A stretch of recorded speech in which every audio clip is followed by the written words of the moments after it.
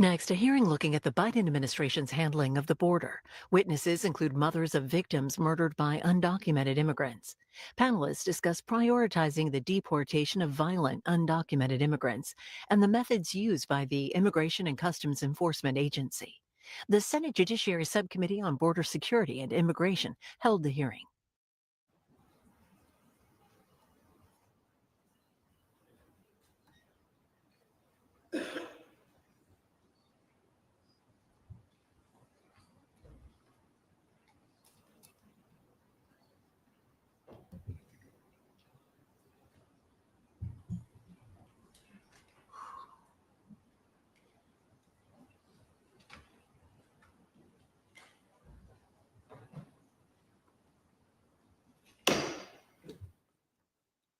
The Senate Subcommittee on Border Security and Immigration will come to order. The purpose of today's hearing is to examine the devastation that criminal aliens have caused in communities across the United States. In particular, we aim to show the American people how the realities on the ground are very different from the narrative peddled by the mainstream media. Rather than truthfully and honestly reporting the facts, media outlets have spread misinformation, allowing harmful, false rhetoric to dominate the airways. The result of these falsehoods is that radical far-left activists have taken to the street and targeted and demonized the very people who are charged with enforcing the law, laws that Congress has passed, and that would be ICE immigration enforcement officers. The first false narrative I want to address is a claim that illegal aliens are not criminals, but law-abiding individuals. Neither the Democrats nor the media are willing to tell the public the truth. That the moment an alien illegally enters the United States, they have committed a crime under the U.S. law to enter the U.S. legally. America is a country of laws, and we expect anyone who wishes to come to our country to obey those laws. Another false narrative peddled by the far left is that illegal aliens are not receiving due process when they are arrested by Immigration and Customs Enforcement. This naturally begs the question, what sort of process are these individuals actually due? The idea that somebody could break our laws, enter our country illegally, and then be entitled to all the rights and privileges of an American citizen is a little far-fetched, to be sure. While the Fifth Amendment to the United States Constitution applies to all individuals within the United States, illegal aliens are not entitled to the same level of due process as American citizens. The fact of the matter is that by the time any alien has received an order of removal, they have had all the due process they are owed under the law. Most aliens with final orders of removal have been in the immigration system for almost a decade. Many have had the opportunity to have their day in court, the very essence of due process, but they neglected to show up. Another false narrative is that ICE is not targeting the worst of the worst criminals. But the fact of the matter is that as we speak, there are 291,141 criminal aliens in the United States today who have final orders of removal. Just this morning in the Senate Judiciary Committee, a comment was made that ICE is targeting gardeners. Well, 291,141 criminal aliens who are under final orders of removal are still in the United States. For this fiscal year alone, 213,279 criminal aliens with final orders of removal already have convictions, while 78,546 have pending criminal charges.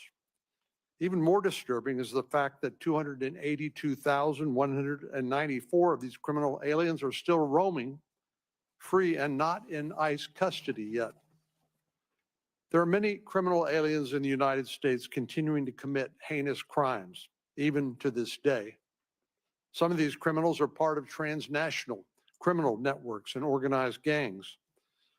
All you need to do is look at the posters in this room to see some of the worst criminals ICE has apprehended recently: murderers, rapists, pedophiles, and sex traffickers. One of our witnesses here today, Sheriff Roy Boyd, can attest to the types of crimes he sees, even in Goliad, the Texas county with a population of less than 8,000. The Friday before the July the 4th weekend, Sheriff Boyd's officers arrested a 29-year-old Iranian national who entered the United States illegally, not once, but twice. The first time this criminal committed a violent aggravated felony in Indiana, and while he was charged for the crime, he received a suspended sentence in exchange for his removal from the United States. But his crime spree did not end there. Despite being deported, he returned to the United States again, illegally. And what did he do when he came back? He murdered a man in Galveston, Texas, a murder that was caught on video. Thankfully, he was arrested less than 12 hours later with the murder weapon still in his possession. This crime should never have happened. I want to remind my colleagues on the other side of the aisle that there was a time in the not so distant past when they agreed that criminal aliens should be deported. But it seems like amnesia has set in, especially because we now happen to have a president in office who's restored the rule of law and now requires enforcement of existing laws. Recall the deporter in chief? That would be President Obama. And who was in charge of immigration enforcement during President Obama's term in office? None other than Tom Homan, President Trump's current border czar. In fact, Tom Homan received a Presidential Rank Award during the Obama administration for his service as the head of ICE's enforcement and removal operations. The laws haven't changed since President Obama was in office. Only the party of the president in office has changed. And today we have a pro-enforcement president who was elected in a decisive victory, winning the Electoral College, the popular vote, and every single swing state. He was elected in large part, I'd submit, because of his pro-immigration enforcement provisions. Something 54% of Americans support, including Hispanic Americans in my state, many of whose families have come here lawfully and followed all the rules.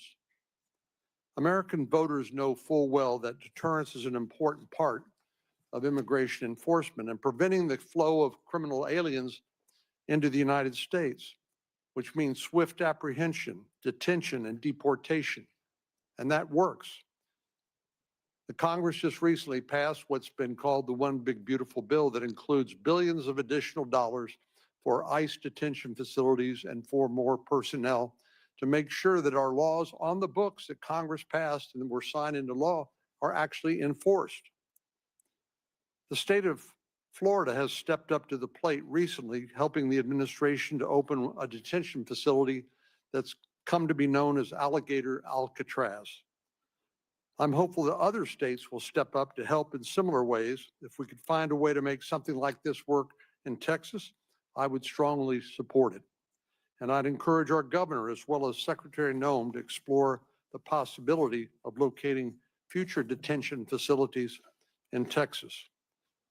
The far left activists and the mainstream media who support their efforts continue to fan the flame with their rhetoric and misinformation. This is done with one goal in mind: to do anything and everything to undermine President Trump's domestic agenda, just as they did during his first term. And finally, I'd like to end my remarks with a reminder.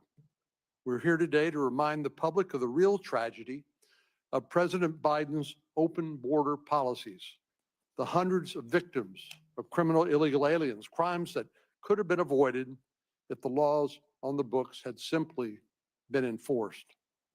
That's why we have two wonderful angel moms here today. First, Maria Vega, the mother of slain border agent Javier Vega Jr., who was killed August the 3rd, 2014. Javier's angelversary, as Ms. Vega calls the date of his death, is less than 2 weeks away. Javier died nearly 11 years ago, but the fact remains he was murdered by illegal aliens who never should have been in the United States in the first place. I was proud to honor Javier and work with the National Border Patrol Council in the Rio Grande Valley Border Patrol sector to have a Border Patrol checkpoint named in his honor. I also want to welcome Tammy Nobles, the mother of Kayla Hamilton. This is a particularly difficult week for her because Kayla's birthday is July the 24th, this Thursday, and the anniversary of her death is July 27th, this upcoming Sunday. And I'm grateful that she's willing to join us here today and tell her story. Ms. Nobles said the most joyful day for her was when her daughter was born, and the saddest day for her is her daughter's heaven date, July the 27th. Kayla was viciously murdered by an MS-13 gang member who originally entered the United States as an unaccompanied minor and was released into the custody of an unvetted sponsor. We're honored to have both Maria and Tammy with us today to share their stories and tell about the loss of their loved ones and how it continues to impact their lives today. I also want to welcome Victor Avila. Victor knows all too well the price that our law enforcement officers pay just to do their jobs. Victor and his partner were shot by gang members. Victor was seriously wounded and his partner lost his life on that day. I intend to introduce a bill in the Senate to honor Ms. Noble's daughter, Kayla Hamilton. The bill will require that HHS conduct mandatory checks on all unaccompanied minors and bar criminal alien sponsors from being allowed to assume custody of such children. A similar bill was introduced by Representative Russell Fry in the House. You may ask, why is it necessary to pass a law to get Health and Human Services to do mandatory checks on unaccompanied minors and to bar criminal alien sponsors? Well, that's because laws barring that do not currently exist, and we need to make sure that this can never happen again. And now I yield to Ranking Member Padilla to give his opening statement. Thank you, Mr. Chairman. Good afternoon, everybody, and thank you all for being here. You know, prior to the start of this Congress, for nearly 4 years, I served as chair of this subcommittee with then Ranking Member Cornyn. Now our roles have been reversed, so I'm happy to be here as a ranking member under Chairman Cornyn's leadership here.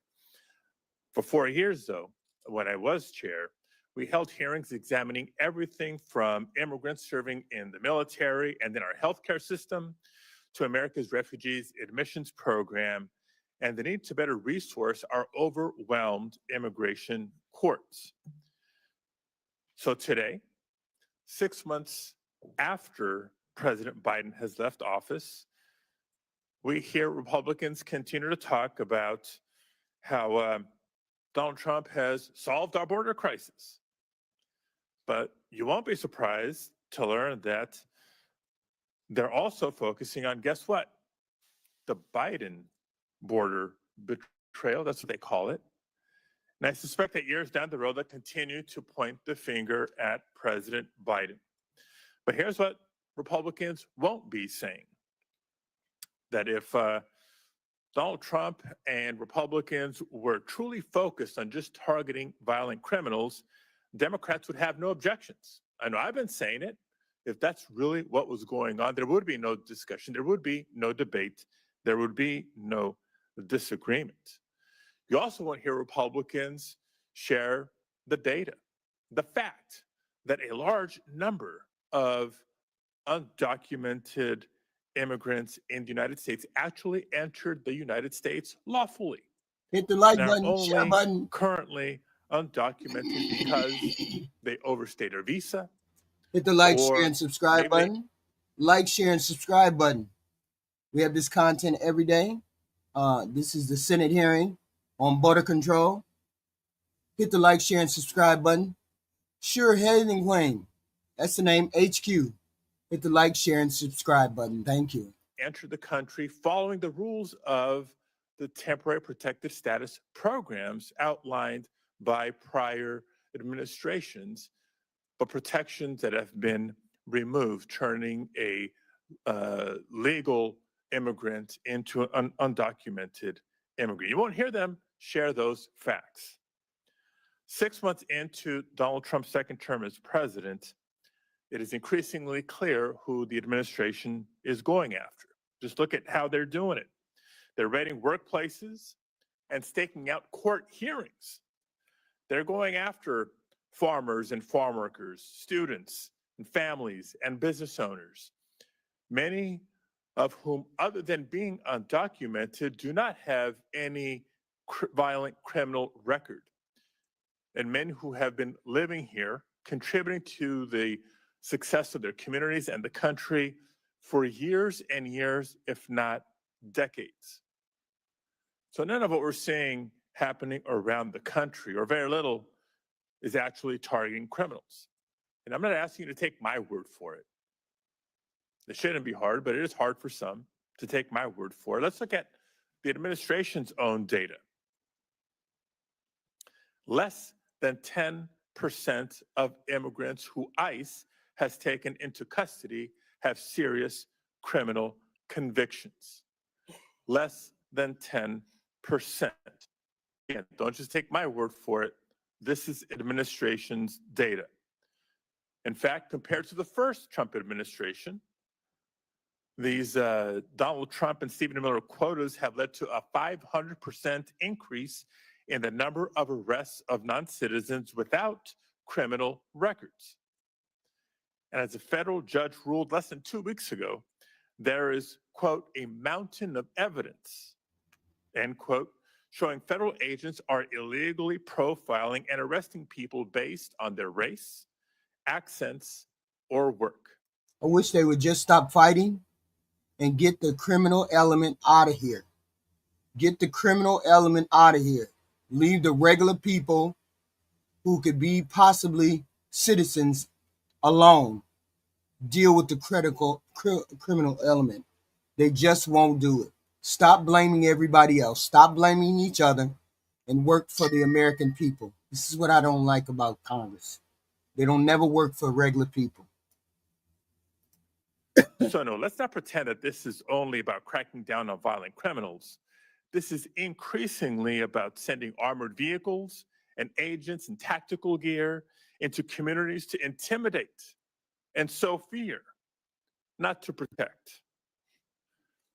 Should also at some point ask the questions about where the resources are being redirected from to escalate the immigration enforcement activities.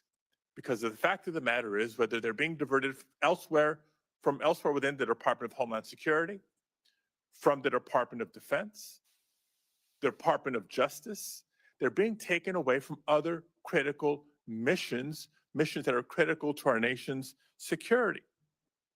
Not just white-collar crime. We can have a whole session just about that.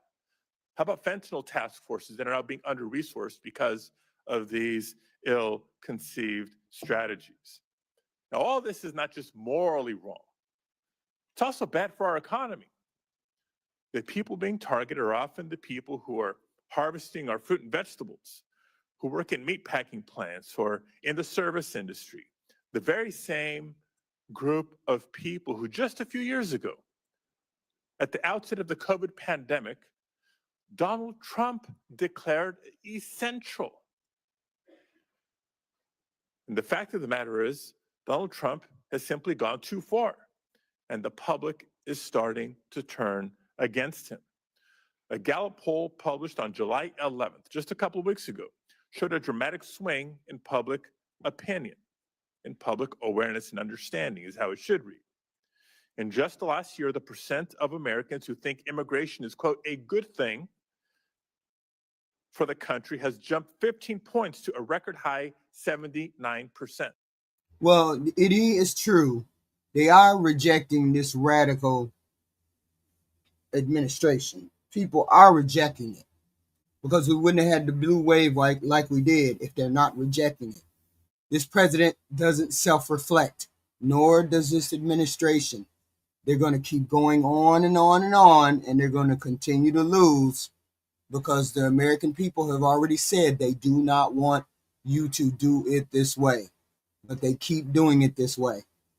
Keep doing it, you're going to keep losing. At the same time, Americans who want to see immigration decreased dropped from 55 to 30%. Americans across the country are rejecting the cruel and indiscriminate treatment of the neighbors they've known for decades. Yet earlier this month, Republicans in Congress rubber-stamped more than $150 billion to fund this administration's disastrous enforcement agenda. Y'all know this guy right here on the right, right? Ain't that the guy who took a bag full of money? Ain't that the guy who took a bag full of money a couple weeks ago? For some kind of bribe, and it was on camera, undercover. I think it's Tim Holman or somebody named Holman took a bag full of cash. The corrupt Trump administration. This guy right here on the back, in the picture, dude in the picture, took a bag full of money. $150 billion. Not to help hire Just additional corrupt asylum officers that we so desperately need to process the cases and meet the demand on our system. Not $150 billion to ensure that unaccompanied children, for example, some as young as 2 or 3 years old, have legal counsel as they face a judge on their own, with their own future on the line. And not $150 billion to hire additional immigration judges, even as more and more people are detained and the administration is firing immigration judges at alarming rates. Instead, this is additional taxpayer dollars to ramp up the mass deportation raids that have been so poorly executed. They are sweeping up United States citizens, including veterans. They're firing immigration judges. What is going on? See, we don't know half of the stuff that goes on. We already know that this administration is corrupt. It's a far-right radical agenda. We already know that. But what else is going on? Why would you be firing if you're so hell-bent on immigration and getting people out of the country through immigration? Why are you firing the immigration judges? Why are you doing that? And so I do ask, why are we here? What more do you want? It's clear why we're here today. We're here because Donald Trump is scapegoating immigrants. Wait a minute. Do you all hear yourself, Greg Skeen? Do you all be hearing yourself when you people be talking? I don't know whether you MAGA or not, but do you all be listening to what you say? Firing activist judges from the left. Don't you think there's activist judges from the right? Don't y'all be hearing what y'all be saying? Or do you just be talking? I don't understand.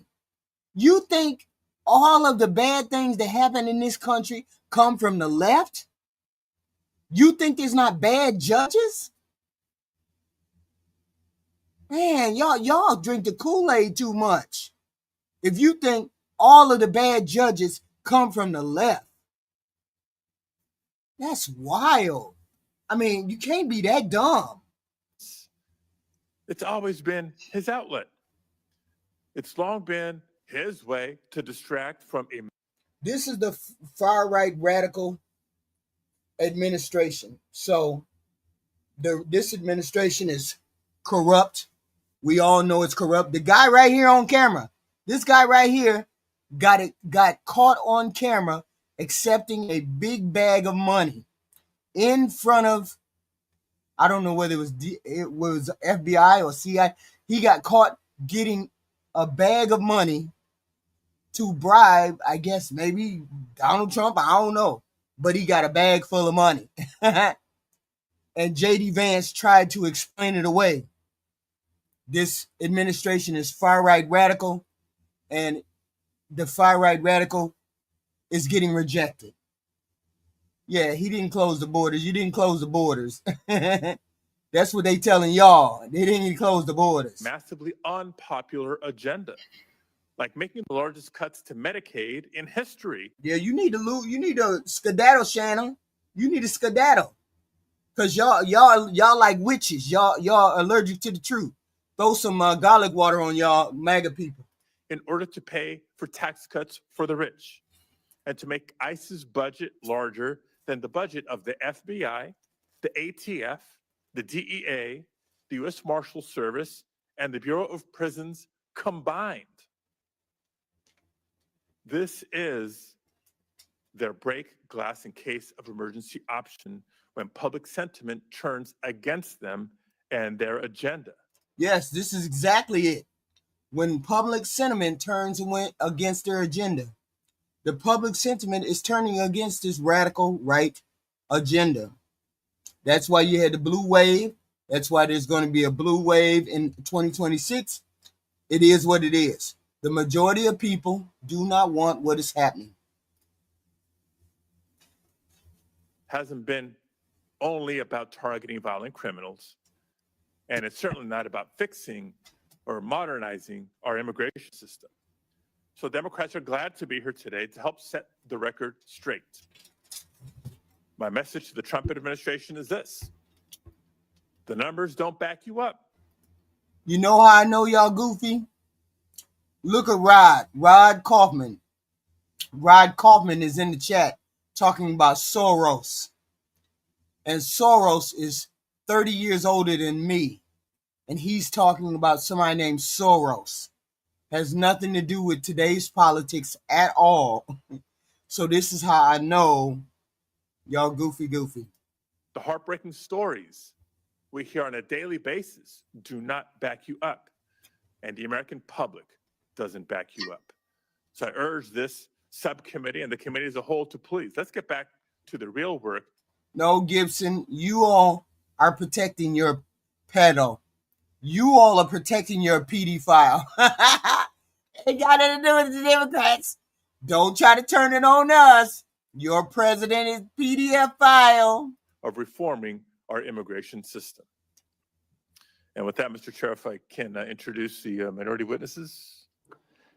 Let me please ask all of the witnesses to stand, and I'll administer the oath. We'll do the introductions.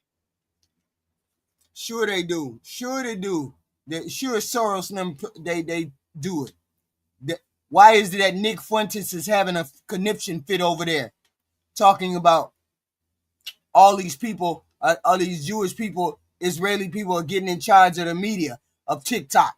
Sure Soros is it. You goofy, you need to go over there and talk to your right-wing guy called Nick Fuentes, who debunks all the garbage you just saying. Soros has nothing to do with anything. Nothing to do with anything. Go talk to Nick Fuentes. That's y'all's boy. Go talk to Nick Fuentes. He didn't say nothing about no Soros. He said other people. Another Truth, 4829, $5. Thank you for the garlic water. Yeah, all these maggots in here need to be sprayed with garlic water. When they don't want to hear the truth, I'm not even talking. And the truth is right on the screen. They talking on the truth. If you raise your right hand or repeat after me, do you swear where them to Epstein tell the files truth, at, the whole y'all? Where them truth, and Epstein nothing but the files truth, at? so help you God? Where them Epstein files? Let the record reflect the witnesses have all answered in the affirmative. Please be seated.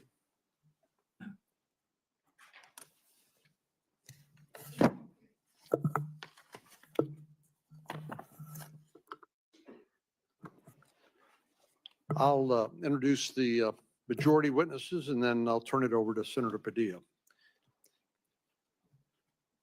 Tammy Nobles, as you've heard, is the mother of Kayla Hamilton, who was murdered by Walter Javier Martinez, an illegal alien gang member who entered the United States as an unaccompanied alien child from El Salvador. When Kayla was being murdered, she made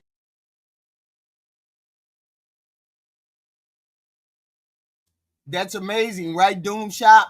He ain't got nothing to do with government, never seen the man, never seen the face, and yet he's they boogeyman. Soros is they boogeyman. Ain't never been on camera, ain't never said nothing. Yeah, say Hunter's laptop. Hunter Biden laptop. Watch them start spinning. Watch their head start spinning. Say Hunter Biden laptop. managed to call and left a voicemail on her Hunter Biden boyfriend's laptop. phone. Spin. In the voicemail, you can hear the struggle going on in the background, and Kayla could be heard crying. Martinez 400 years. 400 years, Kevin. Y'all had a head start of 400 years and y'all still ain't shit. Wow. can be heard in the voicemail hushing her and near the end telling her, "I'm sorry," in Spanish, while strangling her with a phone cord. After Kayla was dead, Martinez tied her up and sexually assaulted her. Kayla fought for her life that day. She had bruises up and down her arms, Are you a white girl, you a white boy, Kevin? her fingers and left side of her face, her back, and down her leg, and deep wounds to her. White boys done had 400 years to get it straight. And they still upset 400 years later, and the rest of us done caught up. That's what I mean. Her neck from the cord. Victor Avila is a retired ICE Homeland Security Investigation Supervisory Special Agent.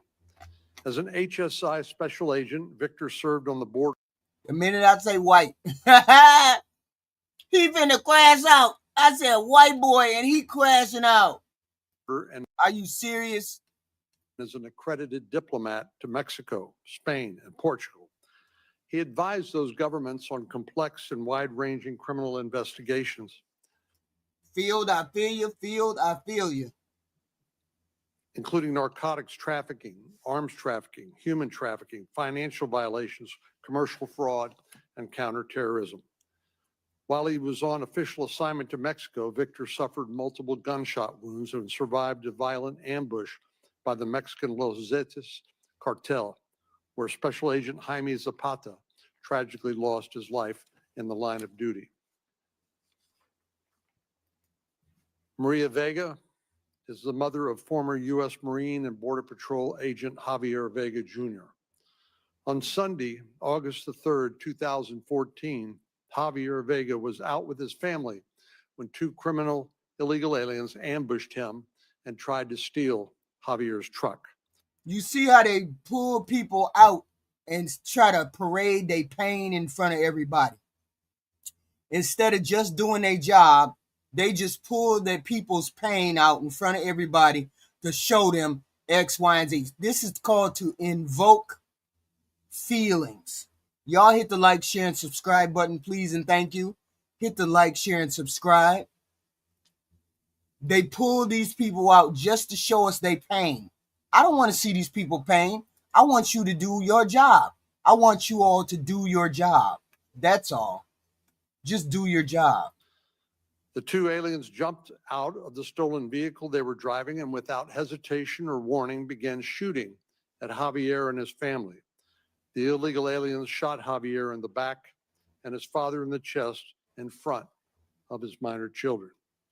I just said one thing and y'all crashing out in the fucking chat. They crashing out in the chat, asking all those random questions. Do I need a tampon? Oh my God. Crashing out. Man, I don't never get the mature people. Why do I always get the immature people over here?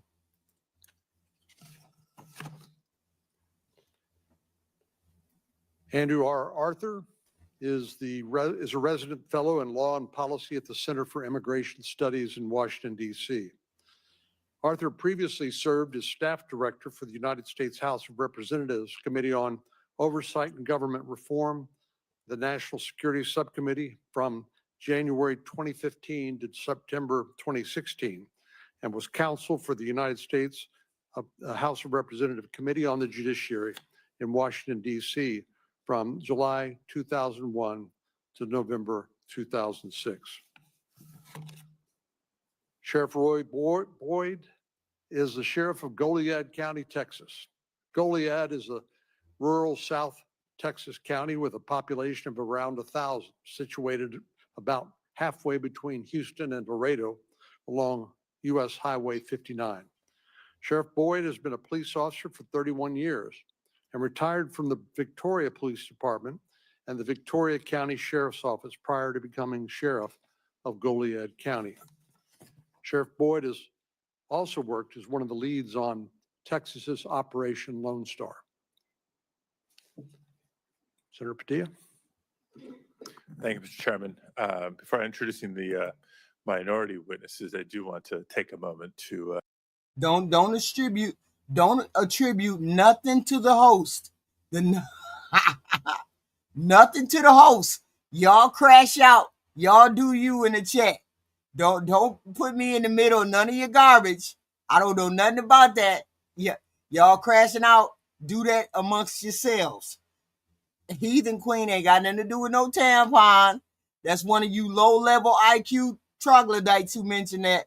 I didn't say jack shit about no tampon. I ain't say nothing.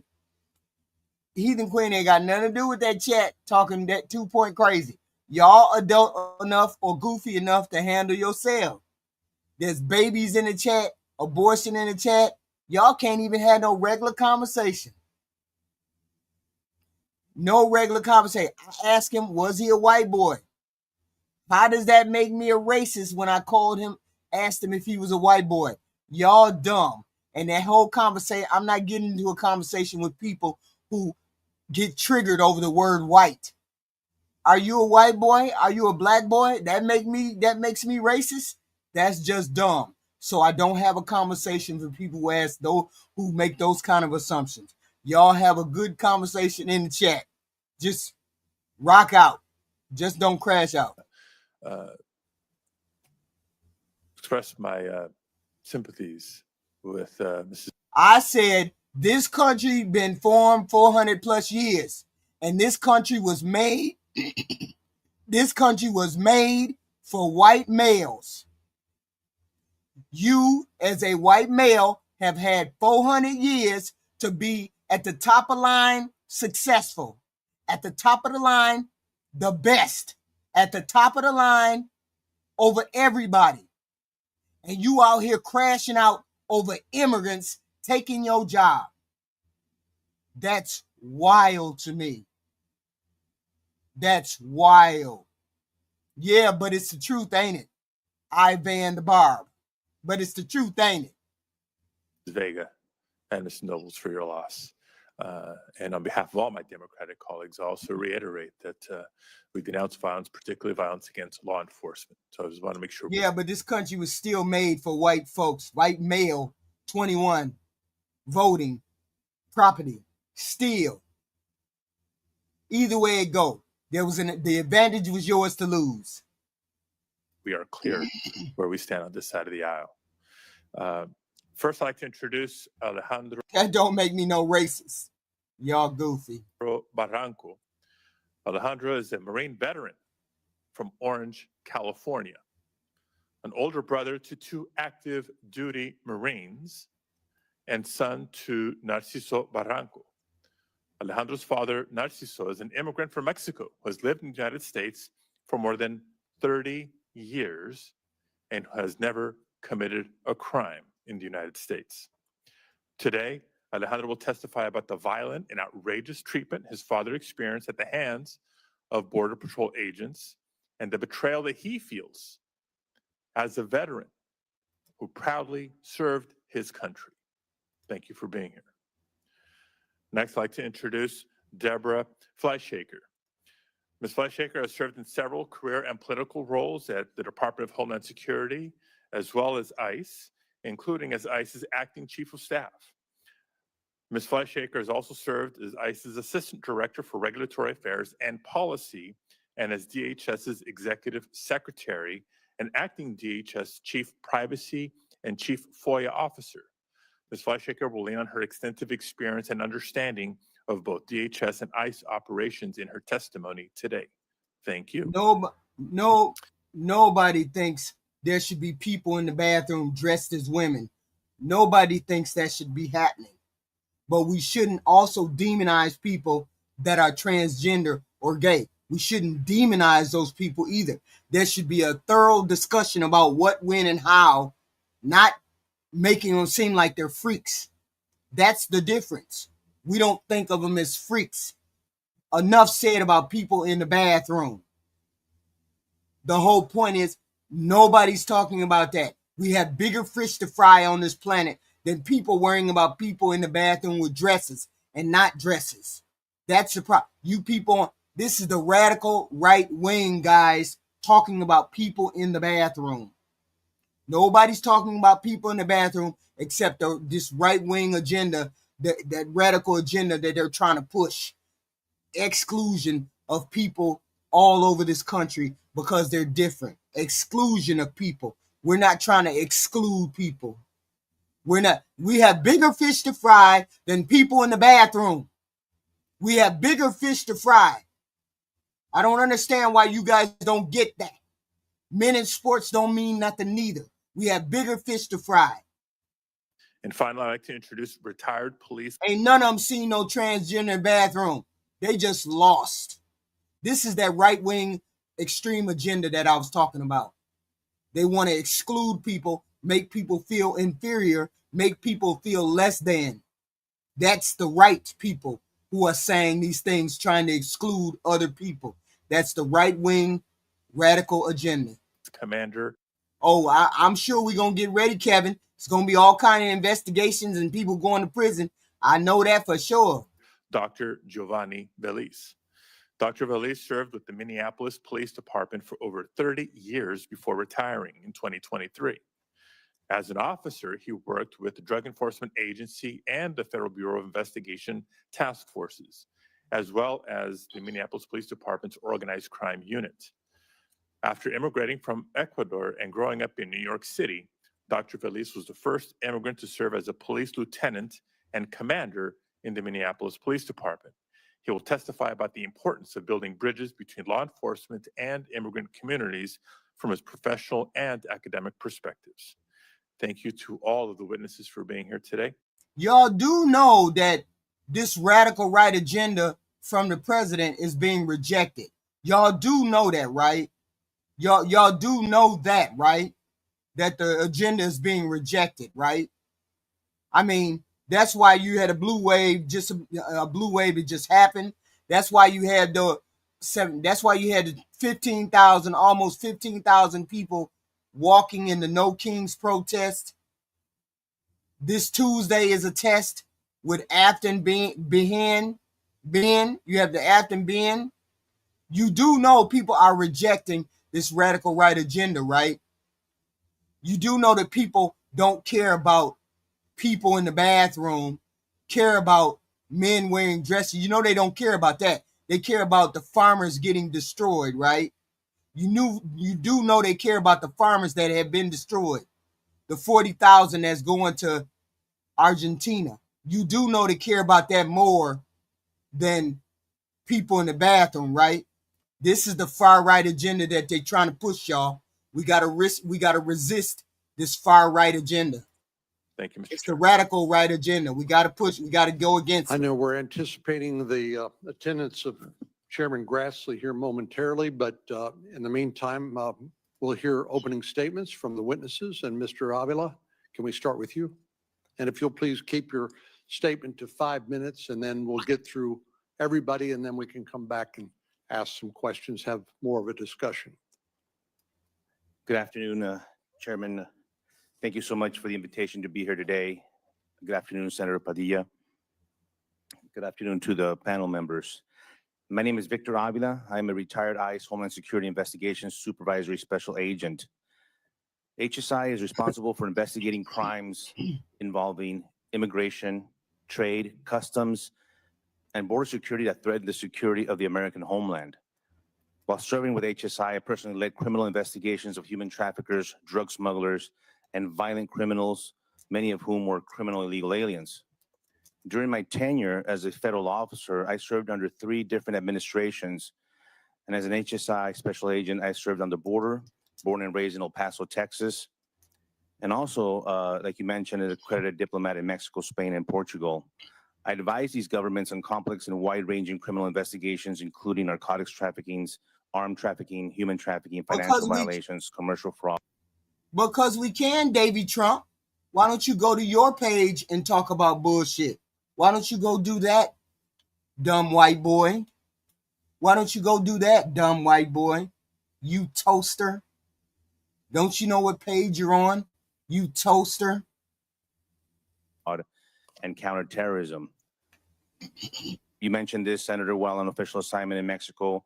I suffered 3 gunshot wounds and survived by the grace of God after a violent ambush by Los Zetas cartel, where my partner, Special Agent Jaime Zapata, tragically lost his.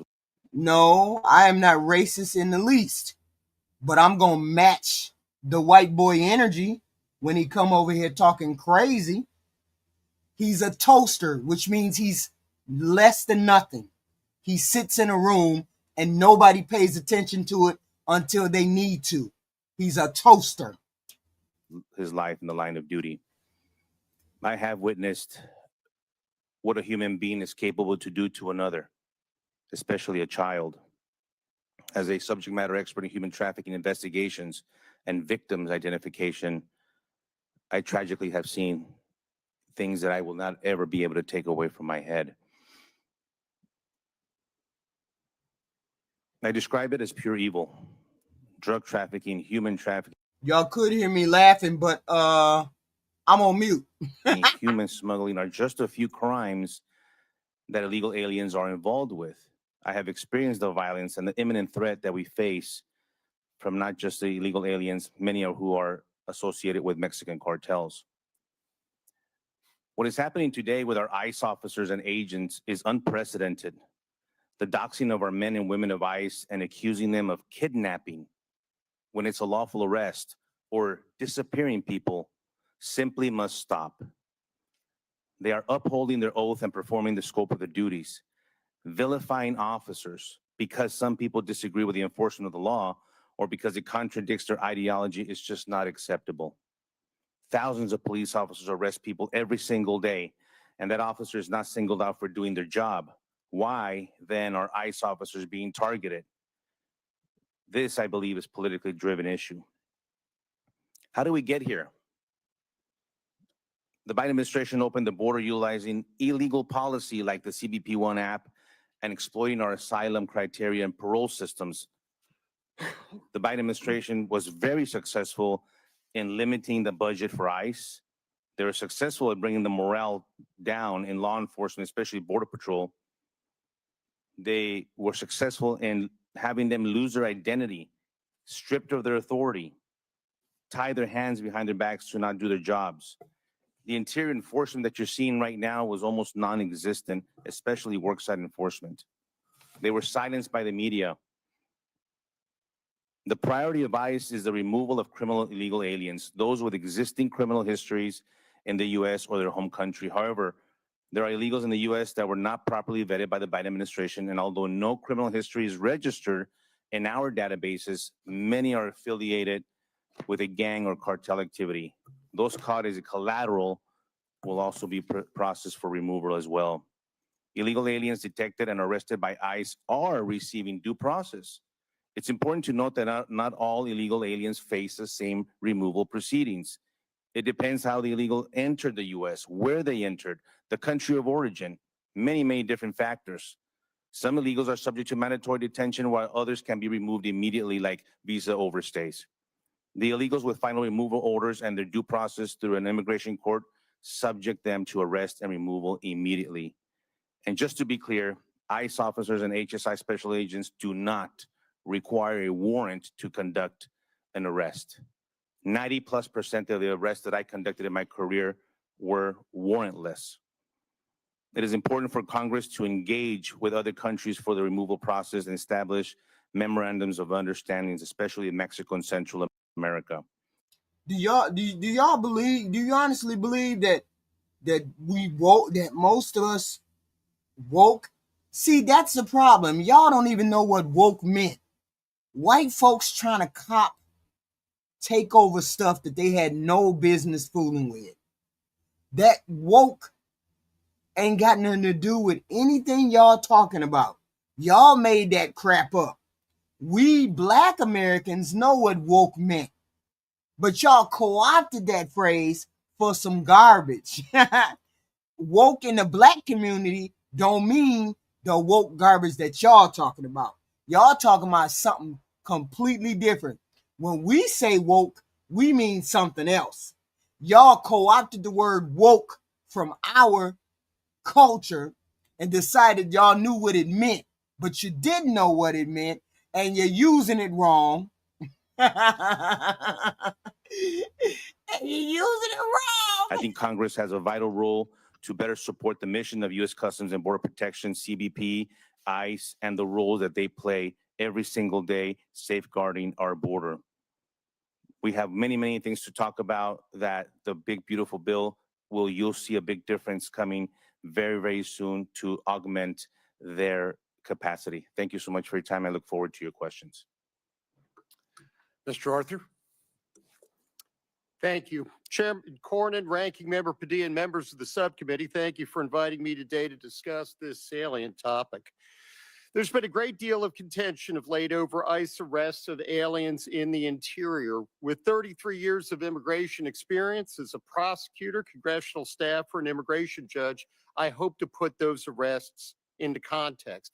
Some 300,000 aliens have been arrested in the interior under the second Trump administration, according to DHS. That's more than the 113,500 aliens ICRO arrested in FY 2024 and the 170,600 ICE arrests in FY 2023. And the agency is on track to make twice as many interior arrests this year as in FY 2009, 298,000. That said, as the Supreme Court noted in INS versus Lopez Mendoza, a case addressing the legality of worksite raids, the average immigration officer made 500 alien arrests per year in 1984, at a time when the unauthorized population was significantly smaller. If ICE were operating at that same pace today, the agency would have made roughly 3 million interior arrests since January. According to DHS, 70% of the aliens ICE arrested in the last 6 months have criminal histories, either arrests or convictions. That's roughly equivalent to FY 2024, when 72% of ICE interior arrests involved aliens with criminal histories, but much higher than the 43% criminal history arrest rate in FY 2023. Most of the ICE enforcement attention, both in Congress and in the media, is focused on what ICE refers to as, quote, at-large arrests at homes and in public places. When I was an INS trial attorney in California in the mid-1990s, there were few at-large arrests because most jurisdictions allowed immigration officers into their jails and other secure facilities to take custody. Which meant there was a whole bunch of people that didn't vote. So all of those people are probably going to vote this time around. The bulk of them are probably going to vote this time around, specifically the Democrats, specifically the independents who are swung back to the Democrats.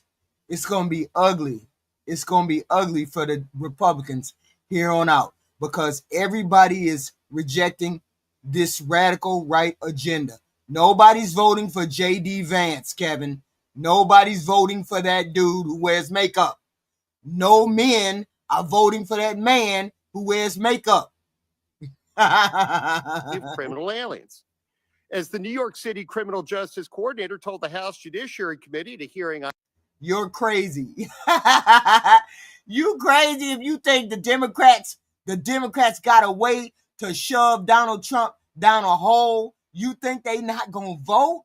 Oh, wow. We gonna see on Tuesday just how badly the Republicans are losing on Tuesday night when Afton Ben blows y'all's expectations out of the water. On Tennessee 7, that's going to be the test right there. Y'all need to be watching. We're going to be right here at 7 o'clock, 8 o'clock to see what the hell happened. Whether she loses within 2 points or 10 points. If she loses within 2 points, it's over for you Republicans all over the country. It's over if she wins by less than 4 or 5 points. Staffed. In February 2003, the NYPD cooperated, quote, with federal authorities in investigating and apprehending aliens suspected of criminal activity, close quote. As I note in my written testimony, that cooperation degraded in the mid-2010s as jurisdictions began implementing, quote, sanctuary policies, close quote, to impede ICE enforcement. Sanctuary policies only protect criminals, and if they were to end, ICE would likely be too busy processing criminals in local jails to perform many at-large arrests. Because alienage isn't a critical factor in most state and local arrests and prosecutions, there's no way to know what percentage of the undocumented have criminal records. But what is known is that 100% of criminal aliens do have criminal records, and the recidivism rate is high.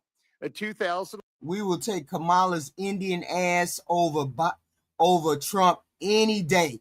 This radical right agenda, this incompetent administration, we have to deal with for as long as we got to deal with. But regardless of what you say, it's still incompetent.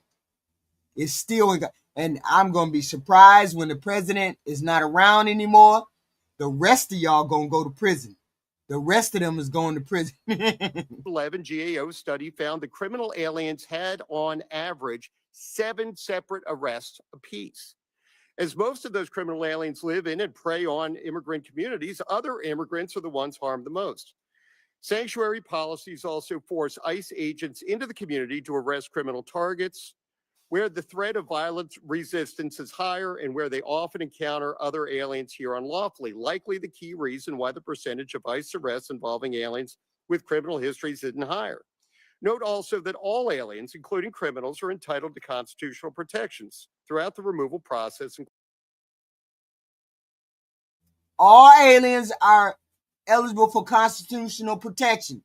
All aliens, for all the goofies out there who keep saying illegal aliens don't require due process, this man right here just said they do. He just said they, including due process law. The process due those aliens, as Mr. Avila just noted, differs from what the Constitution accords to criminal defendants and is often less than that accorded to U.S. citizens. The due process clause applies to all persons in the United States, but the Supreme Court has held, quote, the nature of that protection may vary dependent upon an alien status and circumstance. Finally, I'll note that I was a congressional staffer on 9/11. Congress responded to those attacks by tightening the vetting process for aliens coming lawfully to protect Americans from criminals and other security threats. The hard-earned lessons of September 11th were ignored over the last 4 years, as the last administration released millions of unvetted aliens into our communities, too many of whom have gone on to harm innocent victims. y'all drink too much Kool-Aid.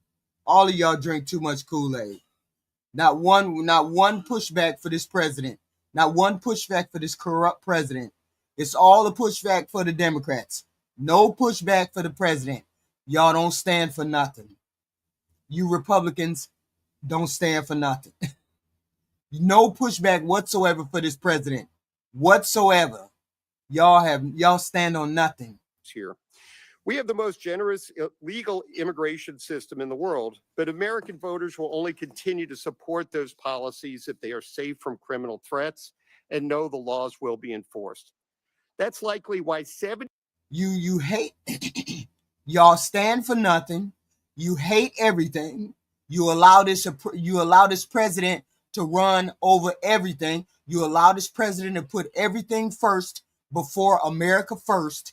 You allow this president to put America last. America ain't never come first with this president.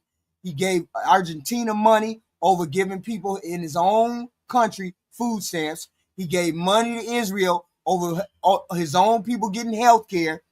And all the people in Argentina and all the people in Israel, all of them get health care, free X, Y, and Z. He ain't never put America first. Y'all don't never give no pushback. That's why I say you Republicans don't stand for nothing, because you don't even push against your own party. You don't even push against your own leaders. You just let your leaders drag us last. We always last. We ain't never first with this president. This president never puts us first. I want to know who in this chat benefited from the big beautiful bill. How many of y'all benefit from big beautiful bill? He ain't put y'all regular Americans first. He put the rich people first. Then he put foreign countries first. We always come like, how did this president bankrupt the farmers if he was putting American farmers first? How did he end up bankrupting the farmers? If he was putting their America first, how did he bankrupt the farmers and then bankrupt the country? Oh my God. He don't believe in America first. Y'all have no pushback. You Republicans stand on nothing. You stand on nothing because you don't push back on this president putting us last. 65% of respondents in the most recent Harvard-Harris poll supported the current administration's, quote, efforts to deport criminals who are here illegally, close quote. In closing, thank you again, and I look forward to your questions. Thank you, Mr. Arthur. Sheriff Boyd?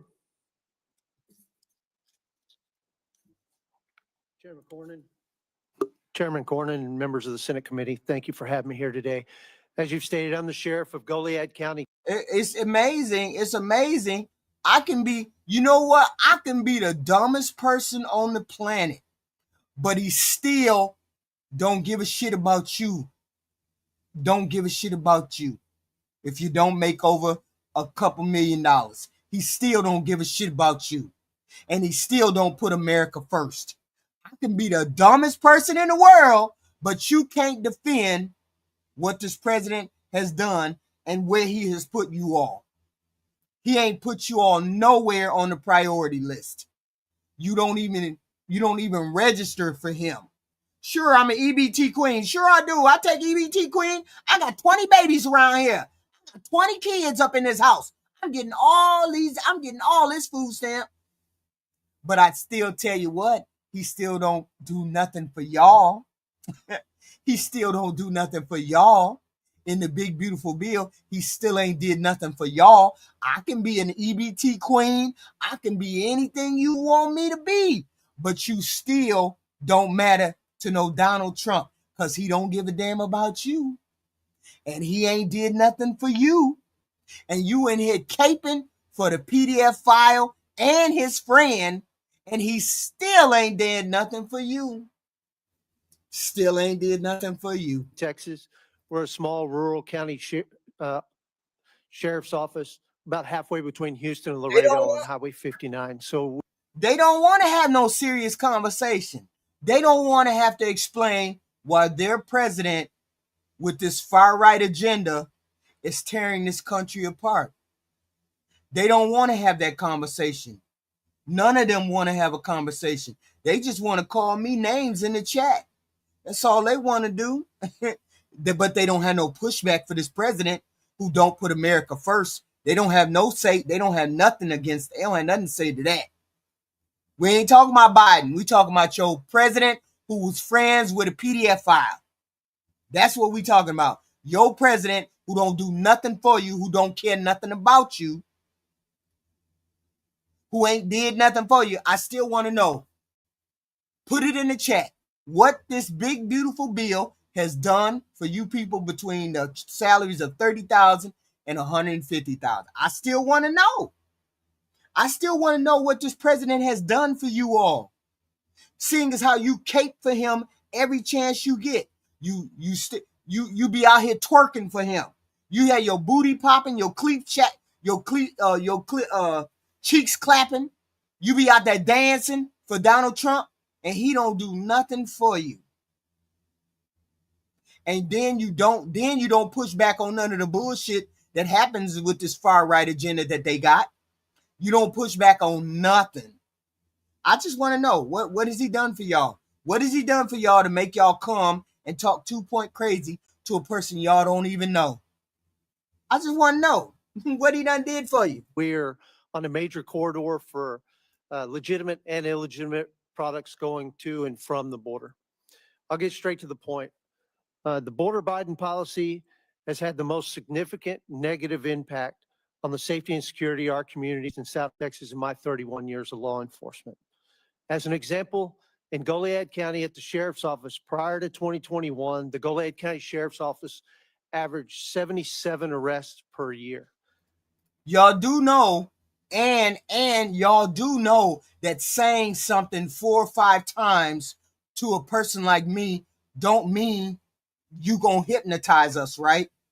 Just because Trump hypnotized you all with the stuff he said, that don't mean you saying that prices are down, gas is down, everything is down. Just because you say it's down 4 or 5 times, don't mean I believe you. Trump says that hypnotized shit to you, you MAGA people, and you MAGA people believe it. Y'all easily swayed like that, but regular people ain't easily swayed like that. We don't believe the prices are down because we know the prices are not down. We know that, right? You can look out the window and look at a gas station sign. You can go to the store and know beef is way, way, way high. We do know that. You do know we can go to the store and find these things out, right? But Donald Trump can say it to y'all and y'all believe it. That's why y'all easily persuadable. That's why y'all have no pushback. You stand on nothing. From January 2021 to date, we've then you should be out here telling the truth. Diex, Toaster, you should be out here telling the truth. Diex 40. averaged 413 arrests per year. That's a significant increase. I looked in our records and found no records of smuggling of humans cases or engaging in organized criminal activity cases prior to January of 2021 for our law enforcement agency. From 2021 to 2025, the Goliad County Sheriff's Office arrested 96 people for smuggling of humans and 126 for engaging in organized criminal activity. These kind of activities have skyrocketed throughout Texas as a result of Biden's open border policy. On top of that, we've turned over 145 illegal aliens to Border Patrol. I just want to be clear. You people who keep talking about gas, you do know the president don't have nothing to do with gas, right? The gas pricing. You do know that, right? Or do we got to go over there? We do know, you do know that, right? The gas, he don't have nothing to do with gas pricing. That's OPEC, right? You do know that, right? You keep saying gas is lower. What does that have to do with the president? Wow. For processing and possible deportation. Wow. This policy has brought quite a few other things, including significant property damage. In South Texas, there have been thousands of events where smugglers have driven through fences and have caused much damage to private property, tearing down fences. There are multiple ranches in South Texas that have over $100,000 in fence damage per year as a result of this open border policy and the cartel incursions into South Texas. Many rural houses have been abandoned out of fear of the cartel smugglers going through. There's been a drastic increase in the auto theft of pickup trucks throughout South Texas because what many... Yeah, that 50-year mortgage. When are they going to start the 50-year mortgage? When we going to have that? When they going to start that? I wonder when they're going to start. And we got a healthy economy? And we're going to do the 50-year mortgage and we got a healthy economy? Wow. People don't realize is that the smugglers are using stolen trucks. That takes tens of thousands of vehicles to get millions of people through South Texas every year. And those vehicles are stolen from Texans and used in this illicit trade. Trespassing on private property has become a commonplace to the point where many of the ranches have been abandoned, where people fear being on them. In Goliad County alone, even though we're 180 miles from the border, in 2021, we discovered 16 cartel stash sites in our county. Those are just the ones we found by going out and looking. We had what was described as the Department of Homeland Security as the largest inland cartel stash site ever discovered in the United States of America. But the property damage is just part of it. It's the physical and the psychological damage. And I will give you just a few examples starting in 2021. We have a lot of residents in rural South Texas with credible fear of the cartel smugglers coming through their property. In April of 2021, a traffic stop in Goliad County led to the arrest of Brisa Santana. What we found was Miss Santana had been recruited in a bar in Dallas by a gentleman from Mexico. And she had gone down to the border and picked up 3 girls who were all in their late teens, early 20s. And they were being told that they were being brought into the United States to be reunited with their family members who were already illegally here in the U.S. But our investigation revealed that Miss Santana had fake Social Security cards in her underwear when we got her to jail, led to further questioning. And what that investigation revealed was those 3 young ladies were considered especials. They were never going to be reunited with their families here. They were being taken to Chinatown in Houston to be put in sex slavery, indentured servitude. As you already pointed out, earlier this month, we caught the murderer in our county. We've dealt with a lot of different violence as a result of the Biden's open border policy, but I will. You all hit the like, share, and subscribe button. The like, share, subscribe, so we can help grow the channel. We have this kind of content every day. Hit the like, share, subscribe button so we can grow the channel. I appreciate it. Thank you very much. Hit the like, share, and subscribe button. Don't hit the like button. Don't be a hater, Kevin. Don't be a hater. Man, I hate you people that are haters. Grow up. Grow up. You in the chat talking about don't hit the like button. Grow up. Leave you with this. For anyone who does not believe that these things are happening, I'm going to leave you with a quote from a letter I found in a sex slave house from a raid I did in Rockport, Texas. The letter that I found there starts off with, "Dear daughter, in the USA, we sometimes have something called a slave boy or a slave girl. We call it an indentured servant." This letter goes on to articulate that it takes 5 to 13 years for these slaves to buy their freedom once they're brought into the United States of America. That is unless. Whoa, whoa, whoa, whoa, whoa. What is he saying? Paul, you gonna get the fuck out of my chat. You keep saying the dumb shit. You gonna get the fuck out of my chat saying the dumb shit. Why y'all so why y'all so immature? I don't understand.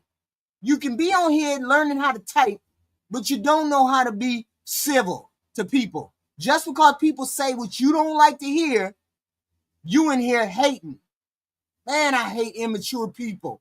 Paul Salas, I hate immature people. And I hate people like you because you're immature.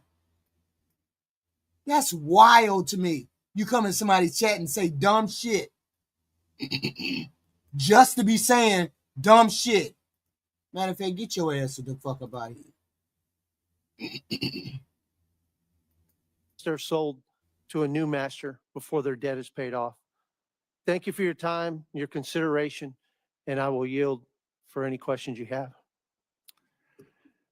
Ms. Nobles? Thank you for having me here today and allow me to speak. On July 27th, 2022, I received the worst news that a parent can ever get, that my newly 20-year-old daughter, Kayla Hamilton, was found deceased with injuries consistent with a homicide. There are no words to describe the heart-wrenching, soul-crushing pain of losing your child so horrifically. Kayla was a happy and loving person. She loved life and God. She loved going to church and learning about Jesus and the Bible stories. She showed the world that being herself was okay, and you didn't have to follow everyone else. She was extremely ambitious, and despite having autism, she was determined to make her way in this world. She loved Mike, animals. that's what exactly it, Mike's 2493. They keep trying to push the fact that illegal aliens are dangerous. Not all of them are dangerous. There's some that are dangerous. There's some that are not. The whole point is not to demonize all of them. If you were being decent about it and you told him and he told you leave the country, come back and come back the right way, I'm sure a lot of people would have did that. But to demonize all the good people, the people that have been here all this time, you did it the wrong way. You shouldn't have did with the way you did it. That's all. Especially her cat Oreo, and cared about the homeless. At first, we knew if they knew the facts, that Bob, they wouldn't vote Republican. If people knew the facts, they wouldn't vote Republican. That's for sure. very few details of the murder until an arrest. At the end of March of 2022, Walter Javier Martinez was apprehended by Border Patrol crossing illegally into the U.S. at the southwest border in Rio Grande City, Texas. Martinez stated that he was 16 years old and he feared gang activity. No, I wouldn't be Republican. I wouldn't be Republican because you don't want black people over there in your Republican space. You Republicans don't want black people over there in your space. You have made that perfectly clear that you don't want black people over in your space. So no, I wouldn't be a Republican. Nobody should be a Republican and be black because you don't, or Hispanic, because you don't want black or Republicans. You don't want black or Hispanic people in the Republican Party. You all have made that very clear. In his country, in El Salvador. As a UAC, Martinez was granted access into the United States with no background checks or vetting. Health and Human Services and Homeland Security did not verify the sponsor. No, that Democrats, you all are always saying that the Democrats let everybody in your party. The Democrats let the gays, the trans, the browns, the black. Y'all always saying that we let everybody in our party. Yes, we do. It's the Republicans that don't want the black and brown people in their party. They don't want the gays and the trans in their party. The Democrats will accept all people because we believe in all people being human beings and having the right to exist and have a beautiful life just like everybody else. This is what Democrats believe. It's you all's Republican Party, that radical right Republican Party that don't believe in being inclusive with the people that you put into your party. Oh no, I'm not brainwashed. Don't believe me. You believe your people. Don't be mad at me. Believe your people. Why every time we go over there to be in the Republican Party, somebody call us the N-word? We get called other.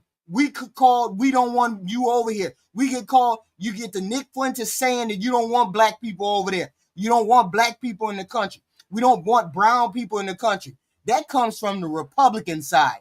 It's the Republicans that are saying they don't want the gays and the trans and the black people on their side. No Democrat is ever going to say that they will exclude people from the Democratic Party. No Democrat will say that. It's always on the right side that says they don't want the gays, the trans, the blacks, the brown. I'm not lying. How am I lying? Because we got that. Wait a minute. Didn't we get a couple of emails a couple weeks ago from some young Republicans who were in a group chat who said, we don't want the people who eat watermelon. We don't want the people who are Muslim. We don't want Mondami, whatever his name is, that New York mayor. We don't want him in our.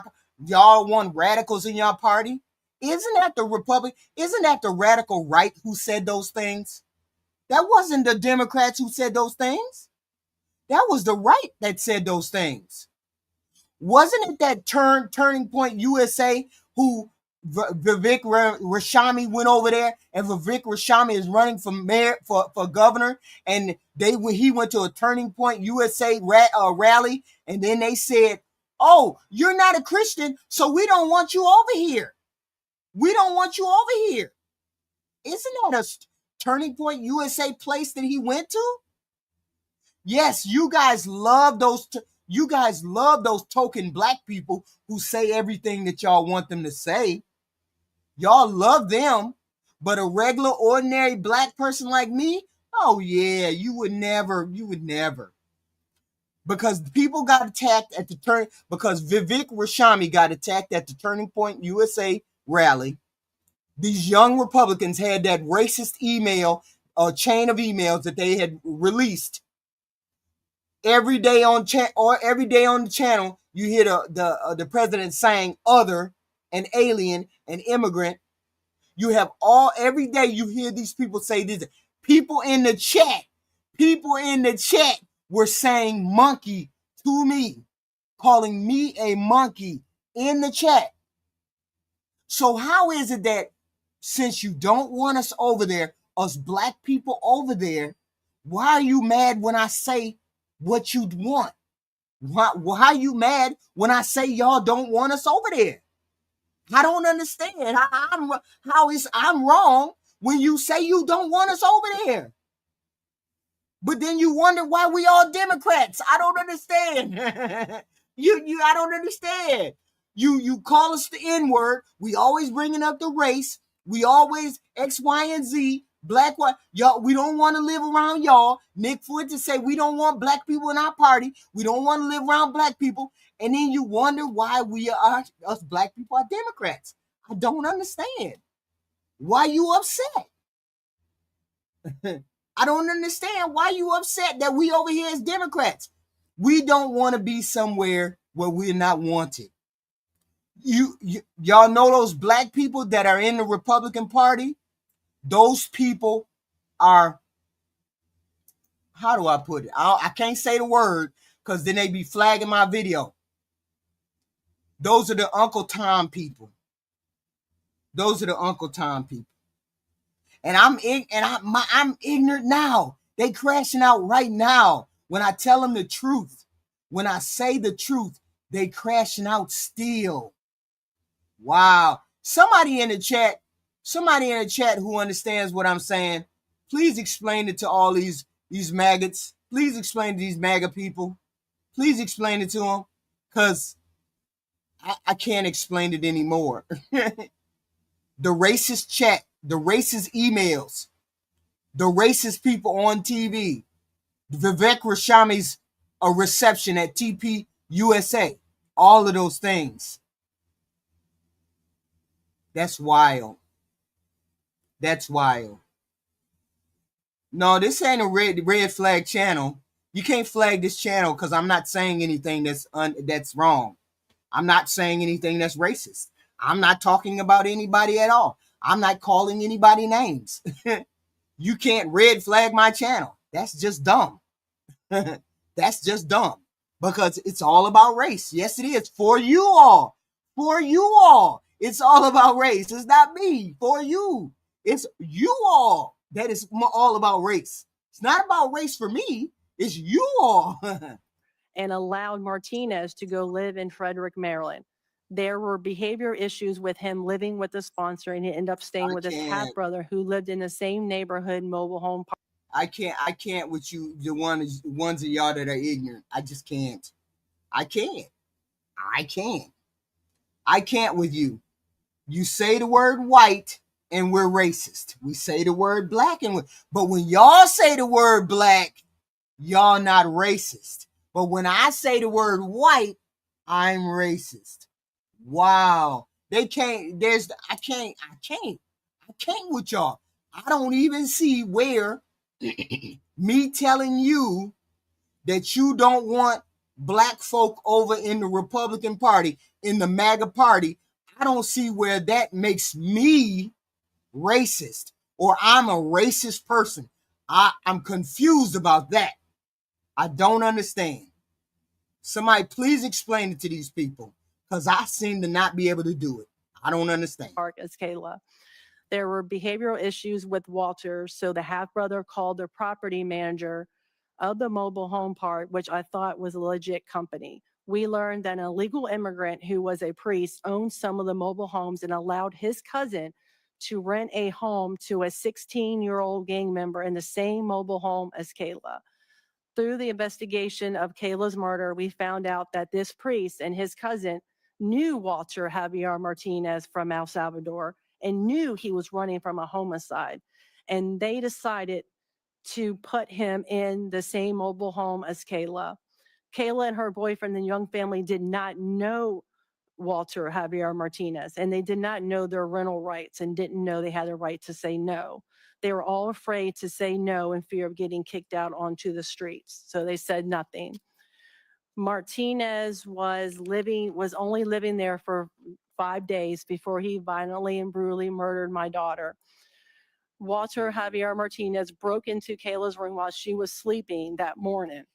Kayla left a voicemail on her boyfriend's phone. According to the voicemail, a struggle was going on, and Kayla was heard crying. See, I have sympathy for these people. I do. I have sympathy for these people that they bring up here, but they're just trying to show the pain. Here's the thing that pisses me off. It has nothing to do with the fact that they're immigrants.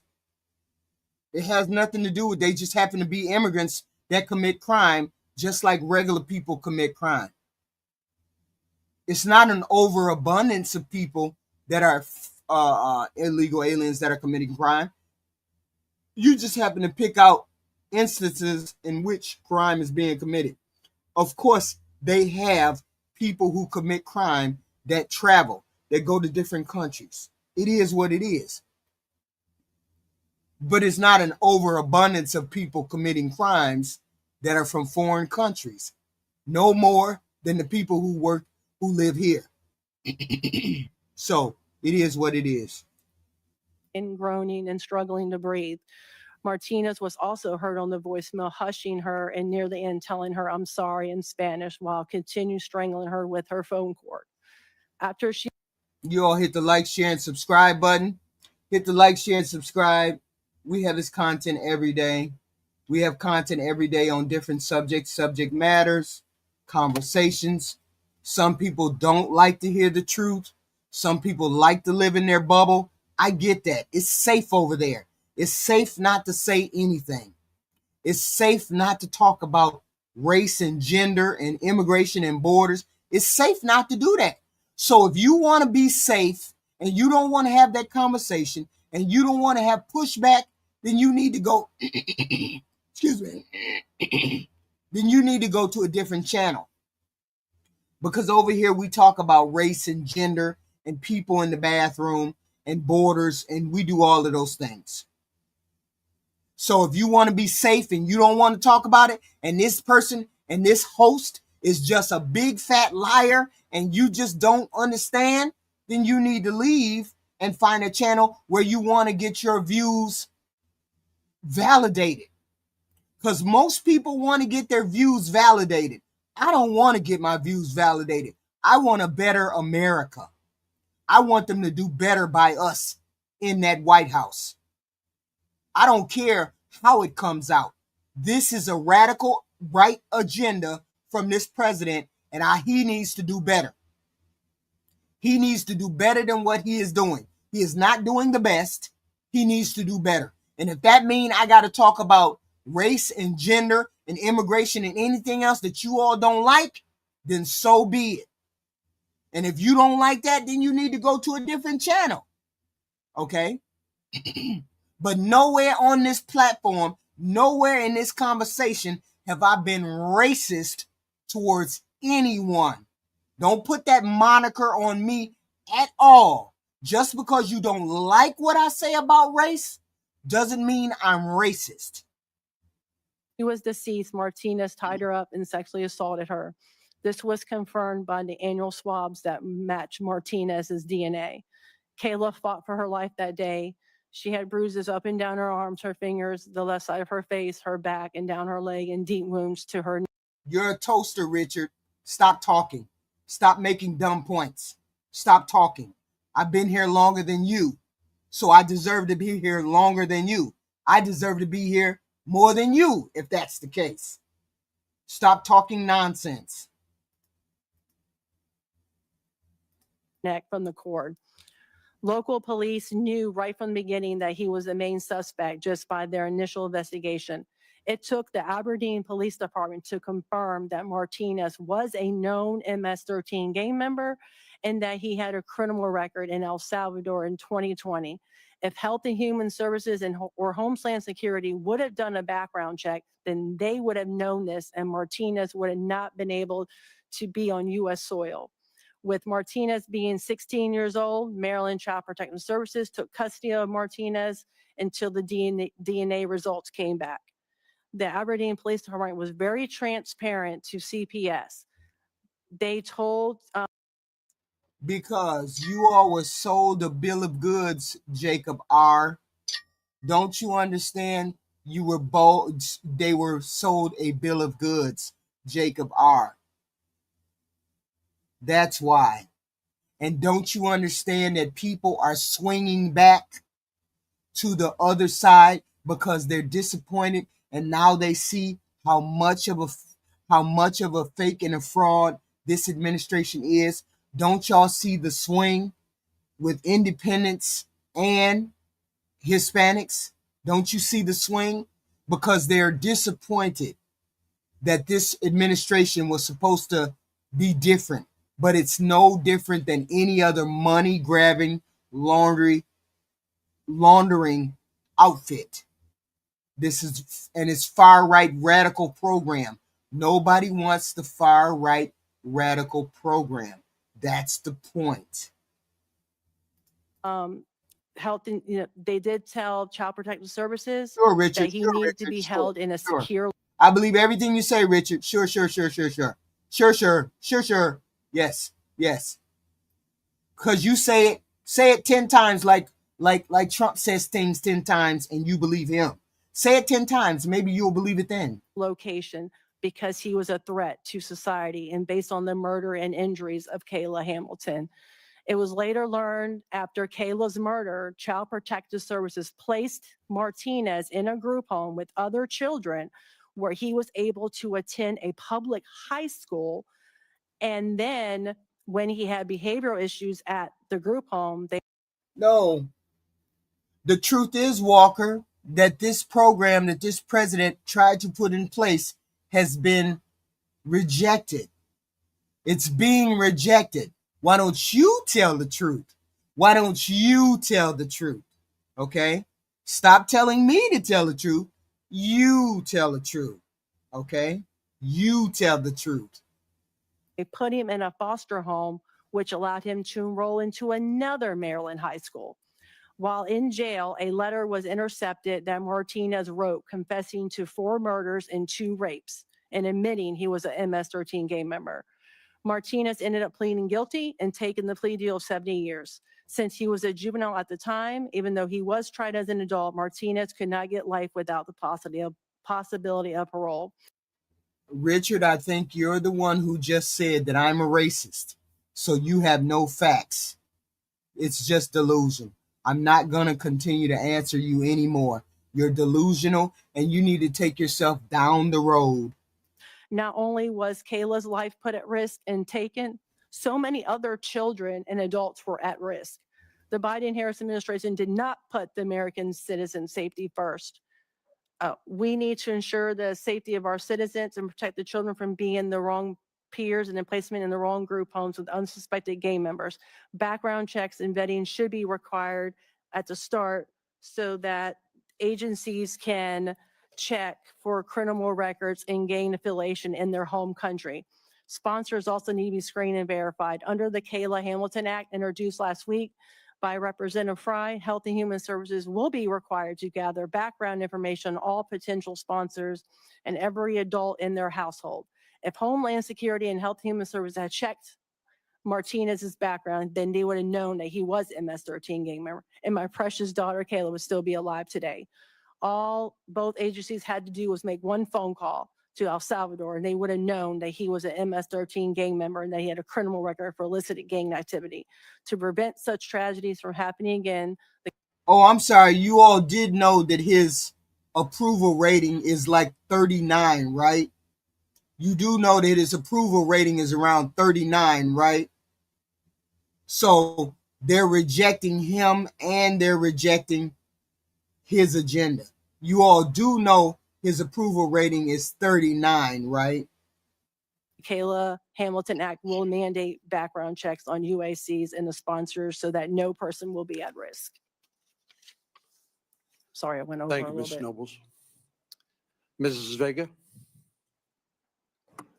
Thank you, Senator, for having me here and allowing me to tell our story. My name is Maria Herrera Vega. I am an angel mom and the mother of 2 incredible sons. Javier Harvey Vega Jr., my firstborn, one of my 2 pride and joys, an amazing grandson, son, brother, husband, father, you name it. He was it. He was just amazing with a heart of gold like no one you have ever met. An American with a love for his country, law enforcement, life, and family. Harvey joined the United States Marine Corps 5 months after graduating from high school. He served 4 years. After leaving the Marine Corps, attended college while working a full-time job. Immediately after graduation, he was hired by Christus Spohn Hospital as a biomed technical engineer. In 2006, he joined the United States Border Patrol until 2014. Javier Harvey Vega Jr. Remember that name. Jordi Vega, my second baby, another amazing son, joined the United States Marine Corps as well, same as his big brother. He was deployed to Iraq 3 times. We nearly lost Jordi when the convoy he was traveling in hit an IED. On his 4th deployment, this time to Afghanistan, he and his men were ambushed and Jordi was shot in the arm. He served 9 years in the military. Jordi now lives in Louisiana and works for an American company. Sunday, August the 3rd, 2014 was a day that started off with wonderful memories of our U.S. Marine and Border Patrol agent son and his family visiting us. The entire day was planned, good quality family time, a barbecue, shopping, rifle Wait a minute, sighting hold and on. preparation. What numbers are you talking about, Jacob? Jacob, what numbers are you talking about? Are you talking about the blue wave that happened on November 20? Oh, November? Are you talking about that blue wave? What numbers are you talking about? Because you can't support what you're saying. His numbers have collapsed. Any news outlet that you go to will explain to you why his numbers have collapsed. Because he has a radical right agenda. This agenda is radical for the United States. Okay? No, Kevin. Blue states win blue states. The margins is what we look at. The margins of how much they won. Over how much they won. Then you go to red states and you see the margin of how much they won. Don't worry about blue winning over blue. His numbers have collapsed in every state. His numbers have collapsed. They're not wanting anything this president is saying. Look at the numbers. Look at the mark. His approval rating is only 39%. Stop it. Stop it. Yeah, wait a minute, hold on. I'm talking to people who don't know nothing about goddamn polls. Let me shut up. I'm talking to people who don't know how to read polls. Let me. For hunting season and some fishing to end the day before they headed back home.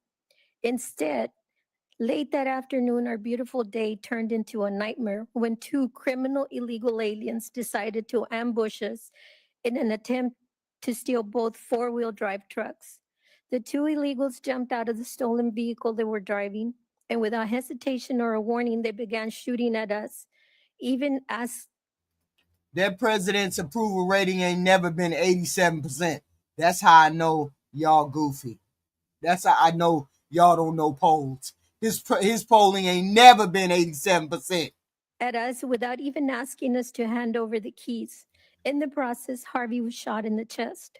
My husband Javier was shot in the back, and they continued shooting at the rest of us, which included me, my daughter-in-law, 2 grandsons, and their friend. When I heard the yelling coming from the illegals while they shot at us, I fell back off the chair. That's what I keep trying to tell him, MAGA destroyer, T destroyer. That's what I keep trying to tell him, but they act like they know better. His approval rating is in the 30s. They're rejecting this radical right agenda that he has going. That I was sitting on, and I struggled to get up, but instead had to crawl to my son, who had tried to pick up an AR, which he had left leaning by the truck to defend us. Do you know what it is like to see your son go down after being shot? You all hit the like, share, and subscribe button, please and thank you. We have this content every day, every morning, and every afternoon. No news to report, no serious news. So we're having this conversation today. Then we'll have something later on, maybe around 9 o'clock. Please hit the like, share, and subscribe. No, Kevin, you toaster. I'm ignoring the toaster like I told you. You have no use until I need to use you. Do you know what it is like to hear the gunshots, bullets whizzing past you? Do you know what it's like when your mind is trying to process everything, telling your grandchildren to duck, while thinking your son is on the ground with a bullet in his chest? I'm Do happy you for know you, what it's Jacob. like to hear your son's last words to his father? Keep shooting, Dad.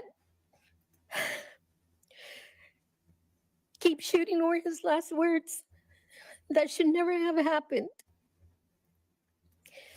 The illegals not only possessed a stolen vehicle,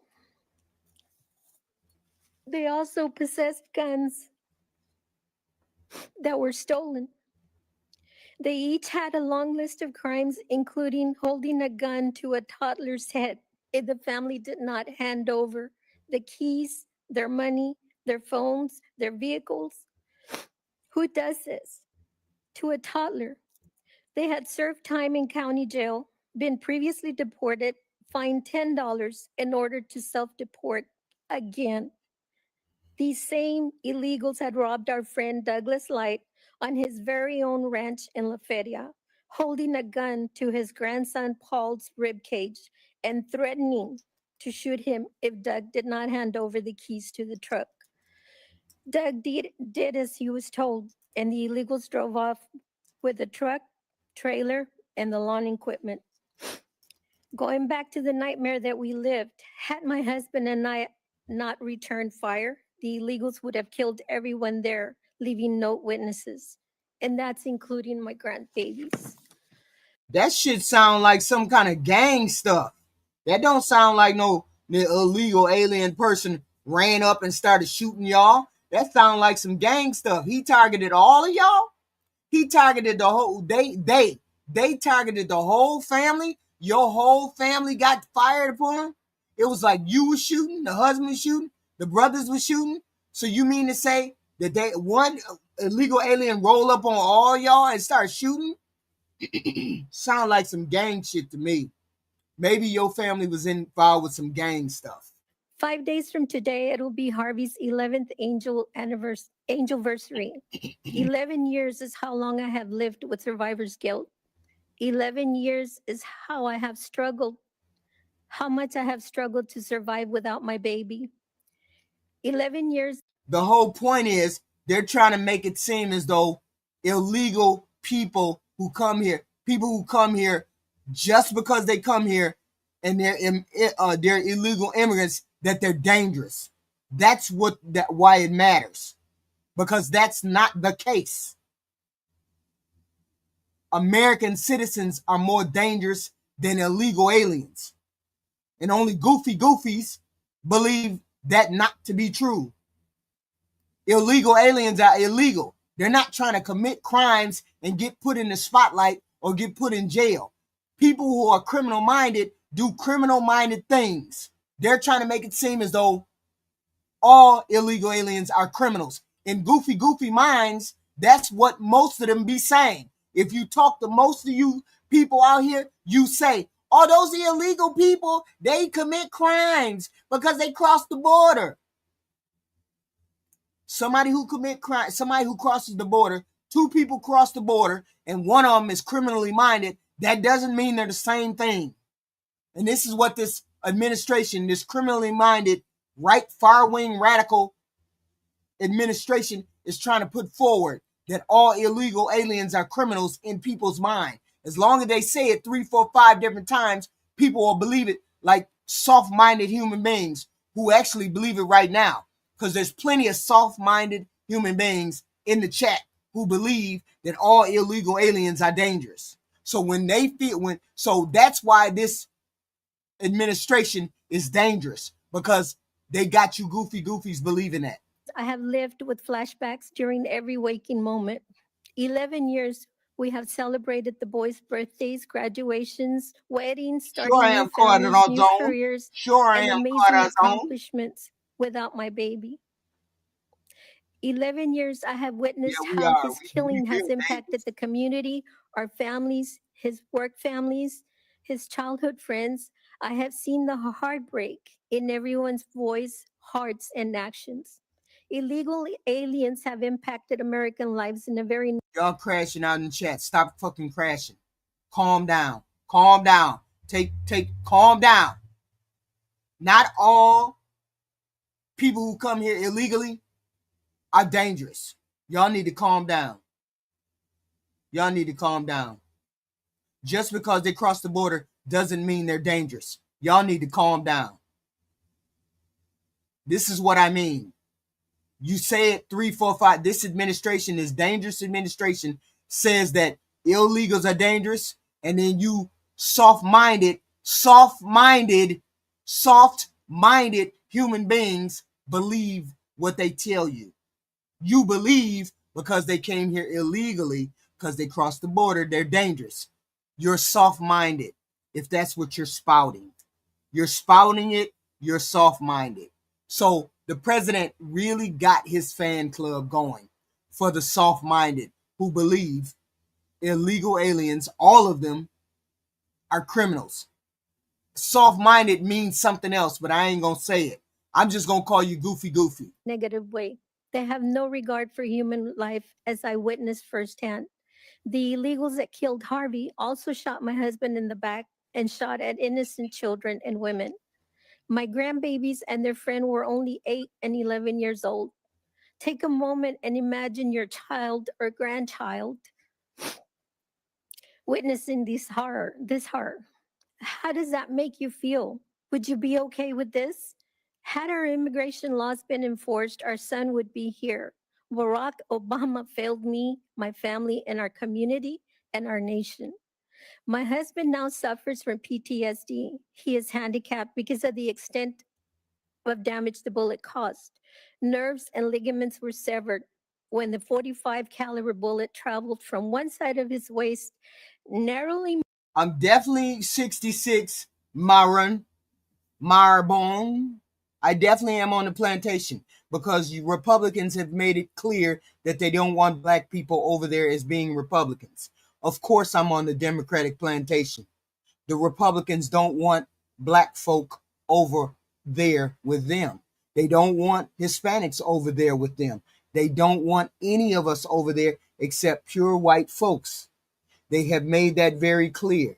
So yes, I am on the Democratic plantation because Republicans have made it clear that they don't want black folks and brown folks over there. That's why. Missing his spine before I'm sorry, Cortland. Goofy toaster Brady. I've been here longer than you. I ain't going nowhere. I've been here longer than you, and I ain't going nowhere. Just dumb. on the other side of his Don't body. say dumb shit. I want you to know that we do not have an issue with people coming to America legally. We do have immigration laws in place for a reason, and they need to be enforced. And as politicians, you need to allow those in charge to enforce these laws. We are That's not a wild. lawless nation. I Y'all crashing. myself was not born in America. Stop crashing out. I said stop crashing out in the chat. You crash out. All of y'all respond at one time. I say one thing and all of y'all respond at the same time. No. Does your family have a history of being low IQ? No. I have 3 degrees. No. This is wild. I say one thing and you crash out. No. I have 3 degrees, sir. I am the daughter of an American-born father and a Mexican-born mother. However, my father did not smuggle or sneak us into this country. After marrying my mother, he stayed by her side in Mexico until he applied to move us back to his country. He waited patiently, filled out all the necessary documents, and paid all the fees. He never even asked for government assistance.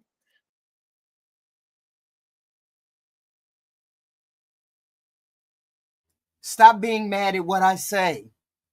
Don't be mad at what I say. You can't fact check what I say because what I said is the truth. What I said is the truth. Republicans don't want black people over there. It is what it is. And there's plenty of them over there, but you know, they dancing sambo. Making do with his pay as a farmer and carefully planning for times when the weather did not permit work. He taught me and my siblings to be God-fearing, hardworking, law-abiding citizens. My 2 older siblings and I are proud naturalized citizens, and my You all hit the like button, share button, subscribe button. We have this content every day.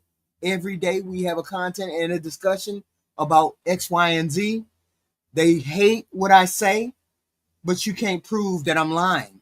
You hate what I say, but you can't prove that I'm lying. It is what it is. It is what it is. Please hit the like, share, subscribe. We have this content every day, 2 times a day. We talk about current events. If anything happens out of whack, we go to war, which we're on the brink of doing. We're on the brink of going to war. We will definitely come back and have a conversation. But for now, we are just out here having a good time, trying to figure out what this immigration thing is like, what it looks like. We might even have some remigration. You all heard about the remigration that I was talking about last night? Remigration? That's something beyond deportation. The president said it, and the DOJ, what is it? Department of Homeland Security said it yesterday.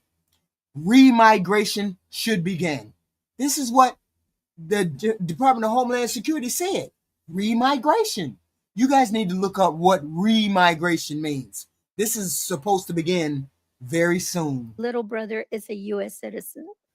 La Feria, Texas, my little town's population is about 7,000. Our little community has lost 3 young lives to illegal alien crime. Noemi Dominguez, a 26-year-old teacher murdered by criminal illegal alien Angel Maturino Resendiz in 1999. Some of you might remember him as a railroad killer. He was a serial killer that murdered so many people throughout America. Javier Harvey Vega Jr., 36-year-old, father of 3 boys, a U.S. Marine and Border Patrol agent, murdered in cold blood in front of his family by Gustavo Tijerina Sandoval and Ismael Hernandez Vallejo in 2014. They both had a long list of crimes they committed throughout the Rio Grande Valley. We understand that they committed crimes. The whole point is regular, everyday, average Americans, regular Americans commit more crimes than illegal aliens.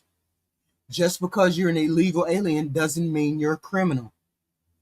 That doesn't mean you're a violent criminal. It doesn't mean any of those things.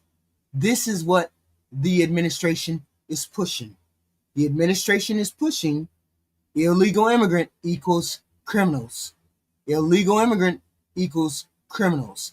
And they say it long enough and they say it hard enough, people believe it.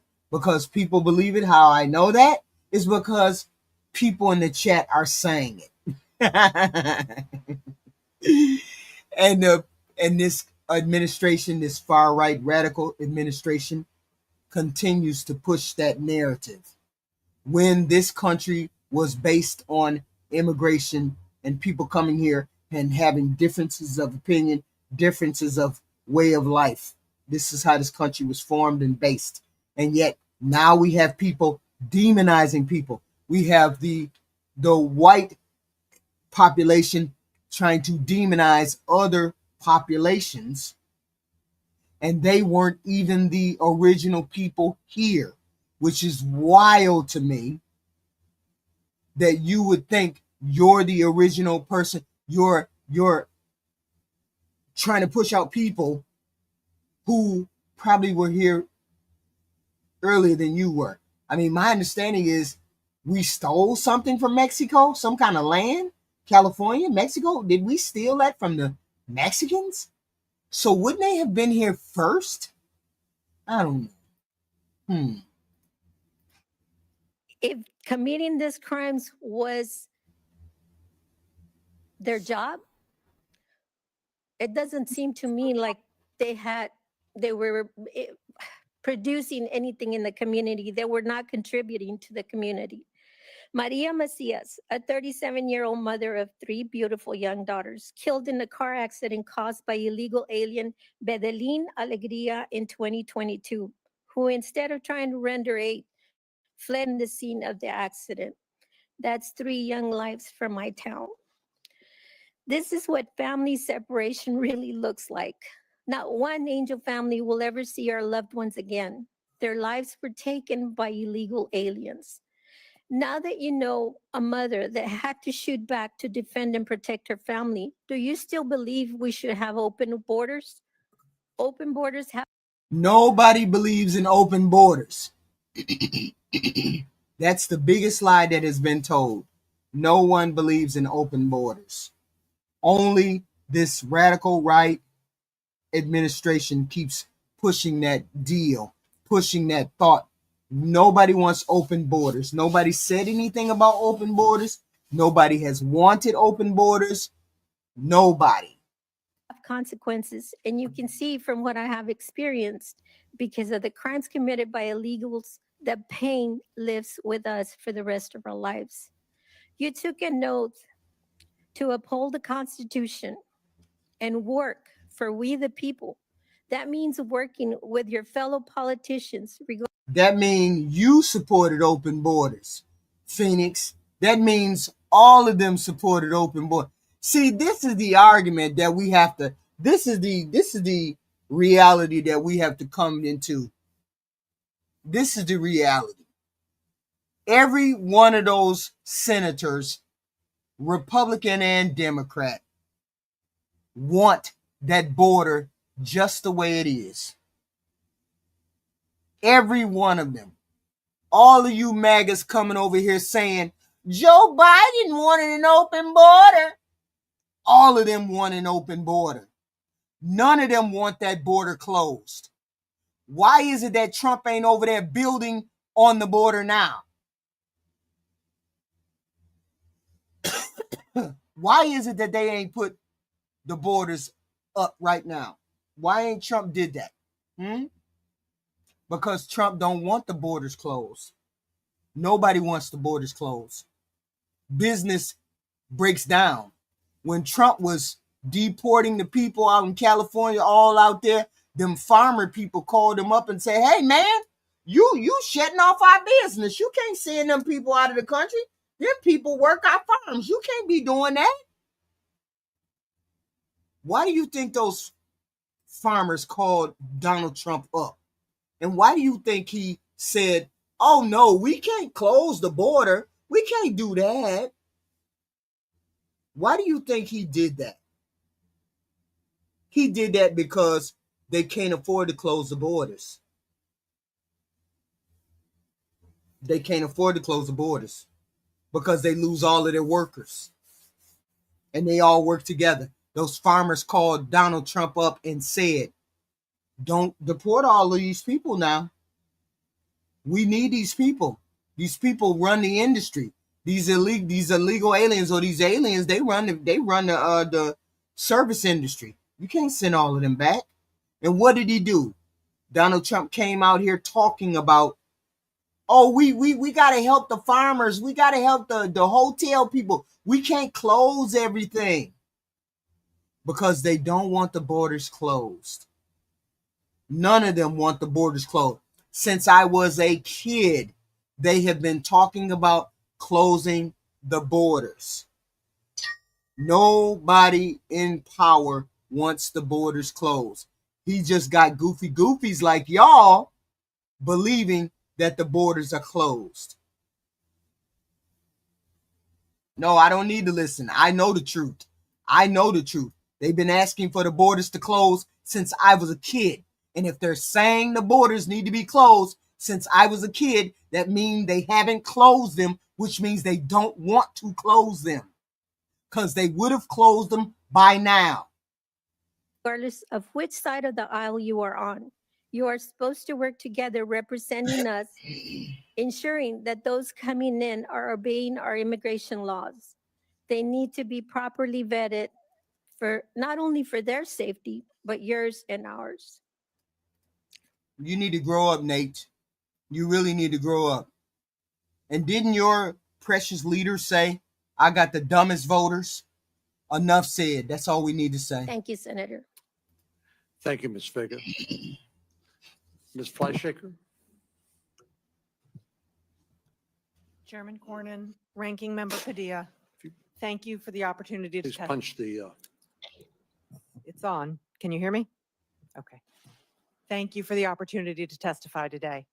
I currently serve as the principal consultant at Blackbird Ventures, and prior to that, I spent nearly 14 years at the Department of Homeland Security as both a career public servant and a political appointee, including as the acting ICE Chief of Staff and the ICE Assistant Director for Regulatory Affairs and Policy. The views I'm sharing today are my own and don't reflect the official positions of DHS or ICE. At the core of today's hearing is a critical question. How can we enforce immigration laws in a way that protects national security, ensures public safety, and respects legal rights? You all hit the like, share, and subscribe button. We have this content every day. We usually have it twice a day. Please hit the like, share, and subscribe. We appreciate you coming to the channel. Please and thank you. The answer must be grounded in facts, professional judgment, and strategic use of limited resources, not fear, spectacle, or indiscriminate enforcement. Unfortunately, the Trump administration's approach has strayed from these principles. Rather than focus on individuals who pose a real risk, like those with serious criminal convictions or recent unlawful entries, the administration has embraced a quota-driven model that prioritizes volume over safety. Officers have reportedly been pressured to meet 3,000 arrests per day, regardless of risk level. And as of June 2025, nearly half of all ICE arrests involved people with no criminal history at all. This isn't just unjust, it's ineffective. It diverts resources from genuine threats, floods the immigration courts and detention system, and lowers morale among career officers. It also erodes public safety. When we target You need to find you a channel that Richard, you need to find a channel that believes the same garbage that you believe. You need to find a channel that believes that. I don't understand why you be over here if you don't believe anything, if you just want to hear people tell you what you want to hear. That's the problem. Learn to listen to people who don't agree with you. Break their arguments down.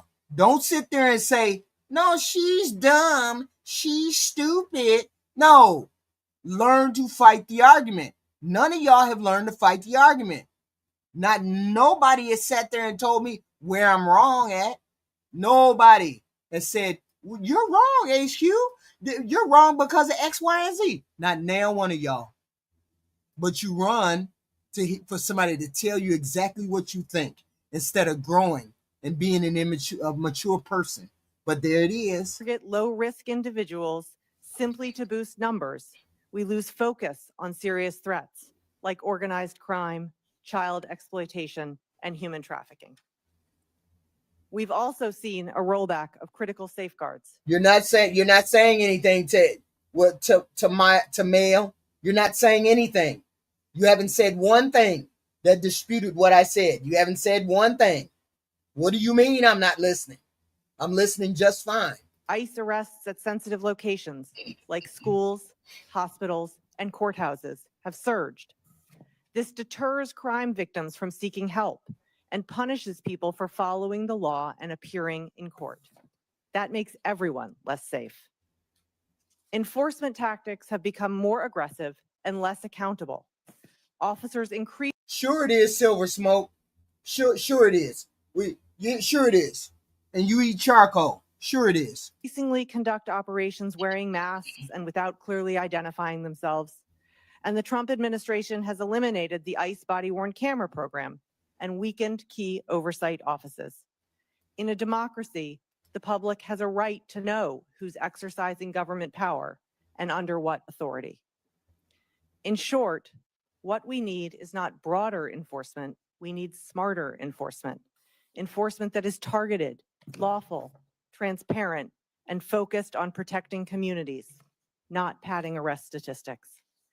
And we can't ignore the toll this approach takes on law enforcement officers themselves. When professionals are asked to meet daily quotas, arrest quotas, it undermines their sense of mission and integrity. Being told to prioritize administrative arrests of low-risk individuals over pursuing serious threats corrodes morale and creates a culture of frustration and burnout. This isn't sustainable, and it's not what public safety demands. We also must remember that how we enforce our immigration laws sends a powerful message. Are we using our laws to instill fear and divide? Are we using our laws to instill fear or divide? I don't know. I know that not all people who cross the border are criminals. I do know that. Okay? I do know that. Why won't you give those people who are here an opportunity to become legal? Why you won't give them that opportunity? And then kick out the people who don't come forth and be transparent in their dealings here. They don't want they don't want these people to come forward. They just want these people out. And it makes no difference to their life one way or the other. They just want these people out. Are we using them to reflect our values of safety, fairness, and accountability? Please hit the like, share, and subscribe. We have this content every day. I would appreciate the like, share, and the subscribe. Thank you very much. Policies driven by quotas instead of evidence and expertise ultimately compromises our national security and public safety. Thank you. I look forward to your questions. Thank you very much. Mr. Bronco?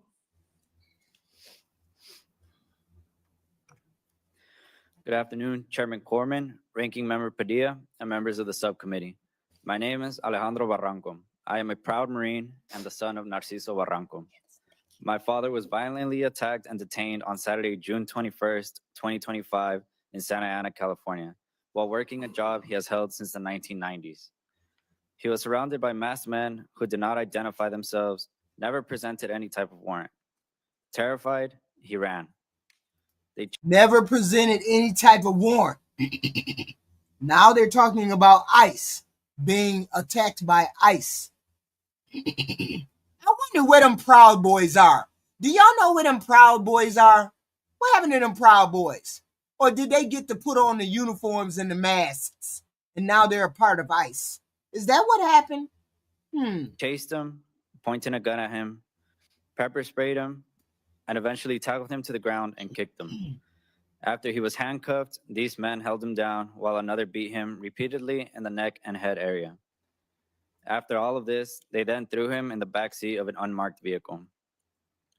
Growing up, my father was always working from sunup to sundown. He always did his best to provide for our family, even if it meant working 7 days a week and extremely. You see how it started. This is how it started with this far-right radical Trump agenda. They started out saying they were going to deport the criminals.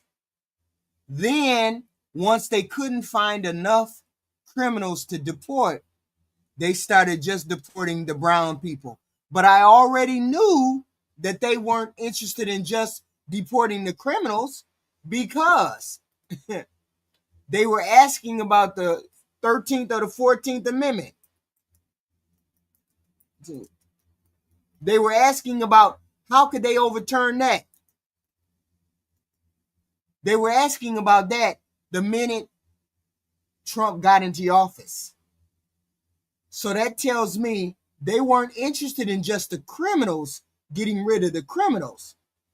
They were interested in getting rid of brown people, period. Long hours. We always had a food on the table, a roof over our heads, and clothes to wear to school. He always taught us to be good people and try our best to give back, respect this great country, and be thankful for all the opportunities we would have growing up in America. Before I continue, I want to make clear my views and opinions do not reflect those of the Marine Corps. I was the first in my family to graduate high school and eventually go to college, a dream come true for my parents. While in college, I would keep asking myself if I was doing the best I could or if I could maybe do more for myself and my family. That's when I looked into joining the military. I joined the Marine Corps out of the love I have for this country and continue to bring honor to my family name. When I told my dad I was going to enlist, he cried with pride.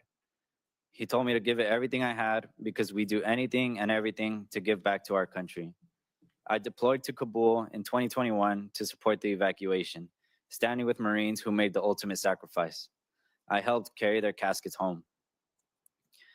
Today, both of my brothers are also serving on active duty.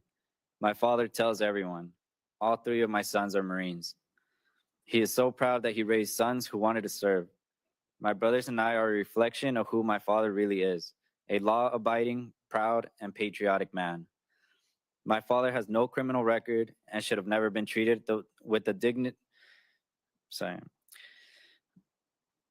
My father has no criminal record and should have never been attacked by these people. My dad is a human being, but he was not treated with the dignity he deserved. Yes, this is the problem that people who are looking at this administration have. We have the problem with you attacking regular, everyday, ordinary citizens who are doing what needs to be done. This person's father was attacked. He was a regular, ordinary individual citizen minding his business because he came over as an illegal alien. And I don't know whether he's an alien or not. But the whole point is this administration is demonizing regular people, saying because they walked across the border, they don't deserve any kind of respect. They don't deserve due process. They don't deserve an opportunity. They don't deserve anything. That's the problem with what most of us have. We don't have a problem with deportation, deportating the criminals, deportating X, Y, and Z. We have a problem with you dragging people away from their family without giving them any kind of due process, treating them inhumanely, dragging them out of cars, dragging them off the job, dragging them away from kids. It doesn't matter whether he came here illegally. He still is due the respect of not being dragged off like an animal. All people get due process when they come to this country. You're afforded due process. It is what it is. He has always made sure to do his best in giving back and supporting this country just like we all do. That is who he is. That is who our country punched, threw in detention, and is trying to deport. What I saw in the video of that day broke my heart. Since my father was detained, it has been a nightmare for my family. His father has been detained. All three of his sons are Marines. This is a travesty, and he was dragged by ICE. So yes, ICE may be doing a job, but ICE is doing the job improperly, and we don't like the way they're doing those jobs. He was held in a cage with 70 to 100 other people, one toilet, no shower, no change of clothes. People were in work uniforms because they were literally taken while trying to do their jobs, supporting their families and community. When he went to another facility, Adelanto, conditions were still grim. He went 14 hours without water. The plumbing failed. Dirty blankets made people sick. When he finally got a hearing, the government attorney arrived unprepared. If we didn't have a lawyer, we wouldn't have even known he had a court date. My father was eventually granted bond and came home, but the trauma that day and the brokenness of this system remains in our hearts. My father is an outstanding member of the community and should have never been attacked the way he was. These people had no warrant for him and had no reason to chase and beat him. He was working his job, which he has had over 30 years. I believe my father was racially profiled, which led to a lot of stress and mental trauma for everyone in my family. The Supreme Court made it okay for you to be racially profiled, son. It is what it is. The Supreme Court has failed us. The Republican Party has failed us. They have no pushback for this president. They have all the pushback in the world for the Democrats. They have all the pushback in the world for Joe Biden. They have no pushback for this far-right radical president. They have no pushback whatsoever. Okay? But it's good that people are waking up and seeing the true damage. Latinos are waking up. All the Hispanics. The Cubans better had woke up. Them people in Florida better had woke up. The independents, they really woke up. The independents decide the elections, and they have swung away from Republicans in a big way. We have received an overwhelming amount of support from everyone in the community, from our neighbors to councilwomen and members of Congress. This kindness is the country I know and love. But I also know this is not the only case in which officers have crossed the line and ignored all types of training in how to detain someone. I do believe that the vast majority of the undocumented people in this country are here to work and support the country as well as raising children like my brothers and me. In fact, an estimated 1 in 12 US residents are either undocumented or live with an undocumented individual. Among Latinos, it's 1 in 3. Among Latinos is 1 in 3. So we just say 1 in 4. 1 in 4 people live with somebody who's illegal. So that basically means you got to get those people in the country somehow, register somehow, some way. He said 1 in 3, and so that's wild. That's a lot. I'm here today because I want other people who've had family members like my dad taken away to know they are not alone. Thousands of families like ours are being ripped apart and their stories matter. I want this committee to understand the human impact of immigration policies on this administration. I want them to know that the people being ripped from our communities are hardworking, honest, patriotic people who are raising America's teachers, nurses, and Marines. Wait a minute, Nate. Why you so goofy, Nate? Why you so goofy? The only people that get Section 8 and food stamps, the bulk of them, is your community, who get it at 40% rate. Why you never talk about your community getting it at a 40% rate? These Hispanic people work hard. They don't get food stamps or Section 8. Why people got to explain that to y'all? I don't understand. Don't y'all read and find out that these people can't get these things? I don't understand what's going on. Why y'all don't read and find these things out? Just be spouting stuff. Just be saying any old thing. Illegal aliens do not get food stamps, Section 8, housing, Medicare, X, Y, and Z. That's why. Man, y'all be crashing out for no reason. Deporting them doesn't just hurt my family, it hurts all of us. It makes our communities less safe, less prosperous, and less resilient. The current system is broken. Cruel and indiscriminate raids are tearing families apart and punishing hardworking people who contribute to our communities every day. My father, like so many others, deserves a fair chance to stay in the country he calls home. This country is better because of people like my dad. It is time our policy. It's up to the states to give people food stamps if they want to. Joe Biden, Obama, Trump don't have nothing to do with giving illegal aliens food stamps. Federal government doesn't give people food stamps, Section 8 or Medicaid. It's up to the individual states to give them that stuff. Policies reflected that. Thank you. Dr. Veliz? Sure I do, Tony. Sure I do. Corlin, Ranking Member Padilla, and members of the subcommittee. Good afternoon. My name is Giovanni Veliz, and it is my honor and duty to be before this committee to provide testimony on community policing and safer communities for all. I'm a retired police commander with over 30 years of law enforcement.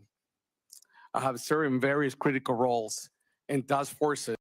The law, for you goofy goofies, the law is called PRWORA 104 to 193, 1996.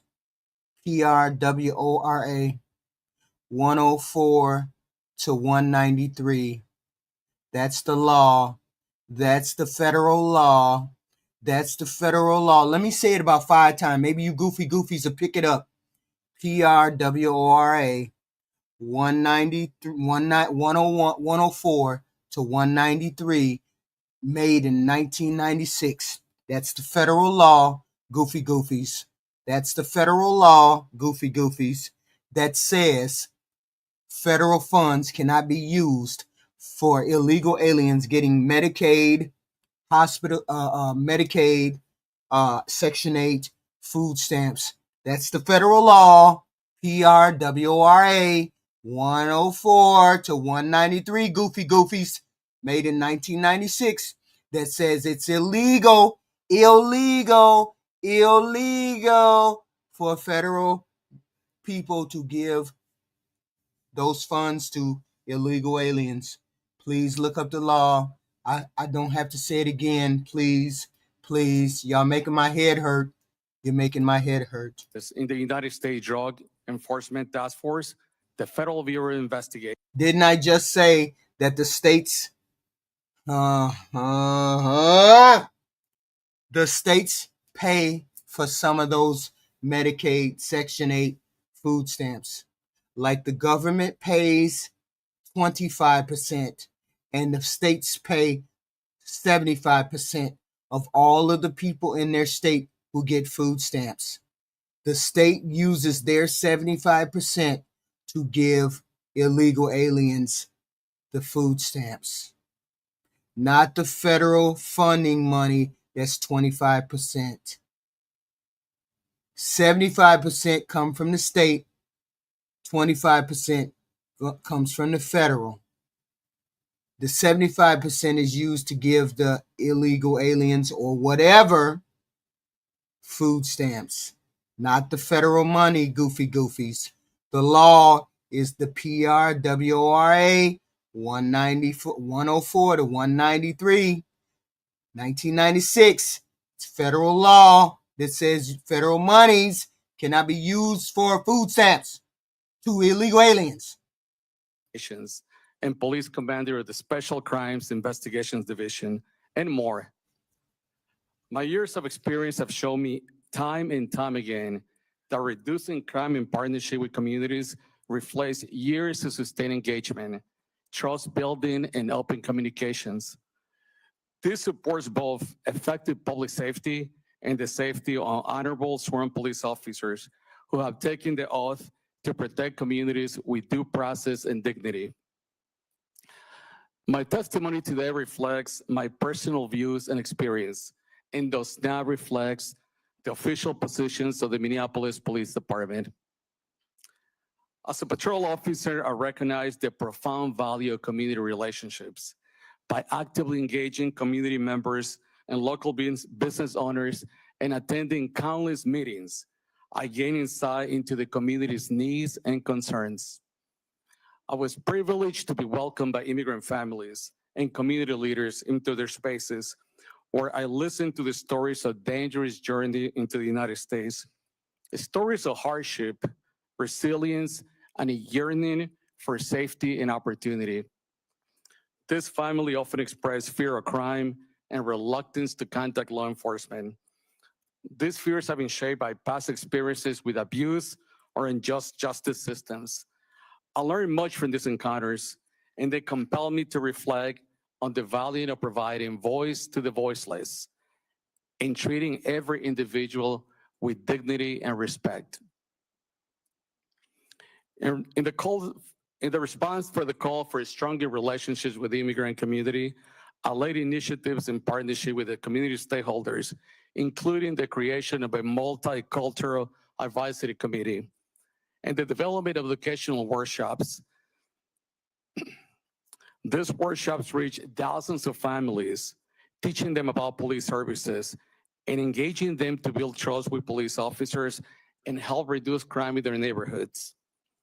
The trust and cooperation generated through these efforts led to critical public safety outcomes, including information in major drug trafficking investigations, the rescue of a kidnapped community member, the apprehension of suspects in shootings, and successful large-scale fraud investigations involving organized crime in Minnesota. I respectfully share my concern that increased local law enforcement involvement in aggressive and fear-based raids of immigrant communities is already eroding trust, cooperation, and public safety in our neighborhoods. When residents fear law enforcement, their willingness to report crime, cooperate with investigations, or assist and identify violent offenders is diminished. The erosion of trust not only undermines crime prevention, but also place both officers and community members at a greater risk. Trust between law enforcement and communities we protect is vital and can only be achieved through community cooperation. Without community cooperation, police agencies across the country will have a difficult time identifying and apprehending violent. Don't be spreading that rumor, Minty. Don't be spreading that rumor all of the stuff under Biden is not voided. It's not voided at all. Stop saying that. You can't. It's nuance to it. He can't void any of the pardons. He can't void certain things. Stop it, Minty. Don't spread that rumor. He can't void plenty of things. He can void certain things, but he can't void the pardons and things like that. Stop it. Offenders. This will more likely create risk for both police officers and community members. Today, I offer this testimony grounded in my experience as a law enforcement leader, a scholar, and lifelong advocate for justice and community partnership. I urge this committee to fully recognize the dangerous consequences to public safety these aggressive tactics present. No, they didn't drop the case against him. They didn't drop the case against him. They didn't have a case. And they had a bumbling idiot who steps over her own freaking shoelaces trying to prosecute the case. And they put the case in motion, I think 2 days before the statute of limitation. So therefore, you really don't have a case. You never had a case. You got goofies taking cases out and don't know how to win cases. So the cases were thrown out without prejudice. So when they go back in to try to file again, it's going to get thrown out again because your goofy president admitted on tape, admitted on camera that he was going against them for revenge. Just goofy. And anything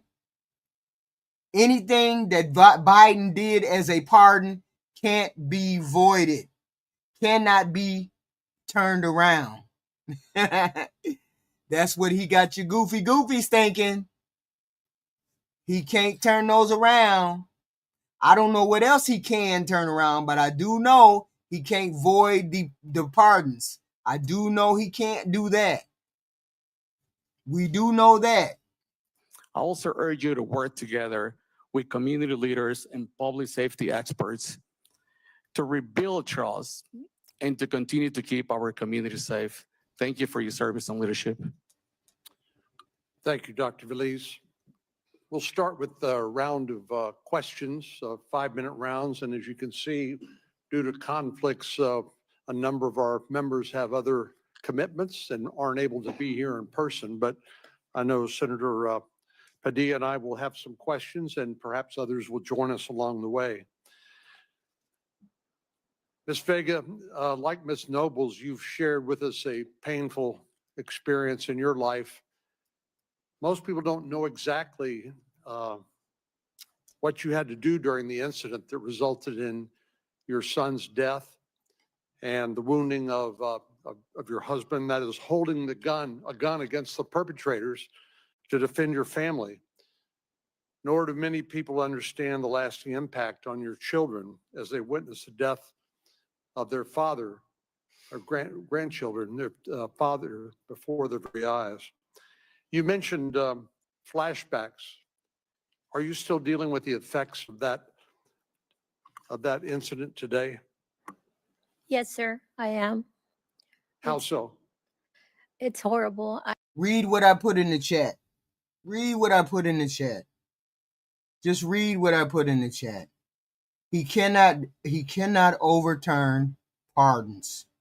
U.S. president cannot overturn or cancel a valid pardon previously granted by a former president, and that remains true even if the original pardon was signed via an auto pen rather than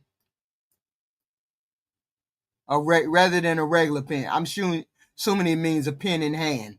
Then a pen in hand. Yeah, then a pen in hand. A U.S. president cannot overturn or cancel a valid pardon previously granted by a former president, and that remains true even if the original pardon was signed via an auto pen. Goofies. I need to stay busy. around the clock. Because the minute your head hits that pillow, everything plays out over and over. And you Yes, your goofy, corrupt president would have said, let me void everything during auto pen. Because he got a goofy like you in the chat, spouting the same garbage. Instead of doing your research, you probably ain't looked it up at all, have you? You just took what the president said. President said it's gonna be null and void. It's gonna be null and void. We ain't got to believe nobody but him. He tell the truth all the time. can't stop it. Now, Ms. Vega, I think some people wrongly suggest that the Hispanic community in this country are somehow opposed to enforcement of our immigration laws. And I think it was Sheriff Boyd made the important distinction between legal immigration and illegal immigration. To be sure, legal immigration has been one of the secrets to our success as a nation of laws. But illegal immigration has been an unmitigated disaster for so many families, including the Hispanic community in Texas and elsewhere. Sure it is. Sure it is. And I want to see what your sources are, Tony. What was your sources that says what the president said was the truth? What's your source, Tony? Please put it in the chat. Because I know you don't have any. You just believe everything this president says. Please hit the like, share, and subscribe button. We do this content every day. We will be back at around 12 or, wait a minute, what time is it? Oh, it's 1 o'clock. I don't know, 9, 10 o'clock? Executive orders are not laws. That's right, Mr. Wise Guy. Executive orders are not laws. Please explain it to the goofy goofies. Please explain it to the goofy goofies. The auto pen is legal. The intent is what the truth is. The intent is where the law goes. The auto pen has never been, ever been illegal until your goofy ass president started saying it was illegal. Just because he says it's illegal don't mean it's illegal. Y'all believe everything. Y'all believe everything this president say. That's why y'all in a cult. That's why y'all in a cult. How do people follow a clown down a rabbit hole? I don't understand. I don't understand how y'all continue to stay on the clown plantation, because none of y'all did any research when it came to the auto pen. Because if you did any research on the auto pen, you would know it's legal. I ain't following nobody. I'm following the law. The law says the auto pen is legal. Goofy. We will be back. Hit the like, share, subscribe. Hit the like, share, and subscribe. We'll be back at 10 o'clock. What is it? What is it called? Systematic racism. Yeah, we'll be back. We will be back. Please hit the like, share, and subscribe. I appreciate y'all. I see you later. We're going to talk later. We're going to fight later, but we're going to talk later because y'all believe.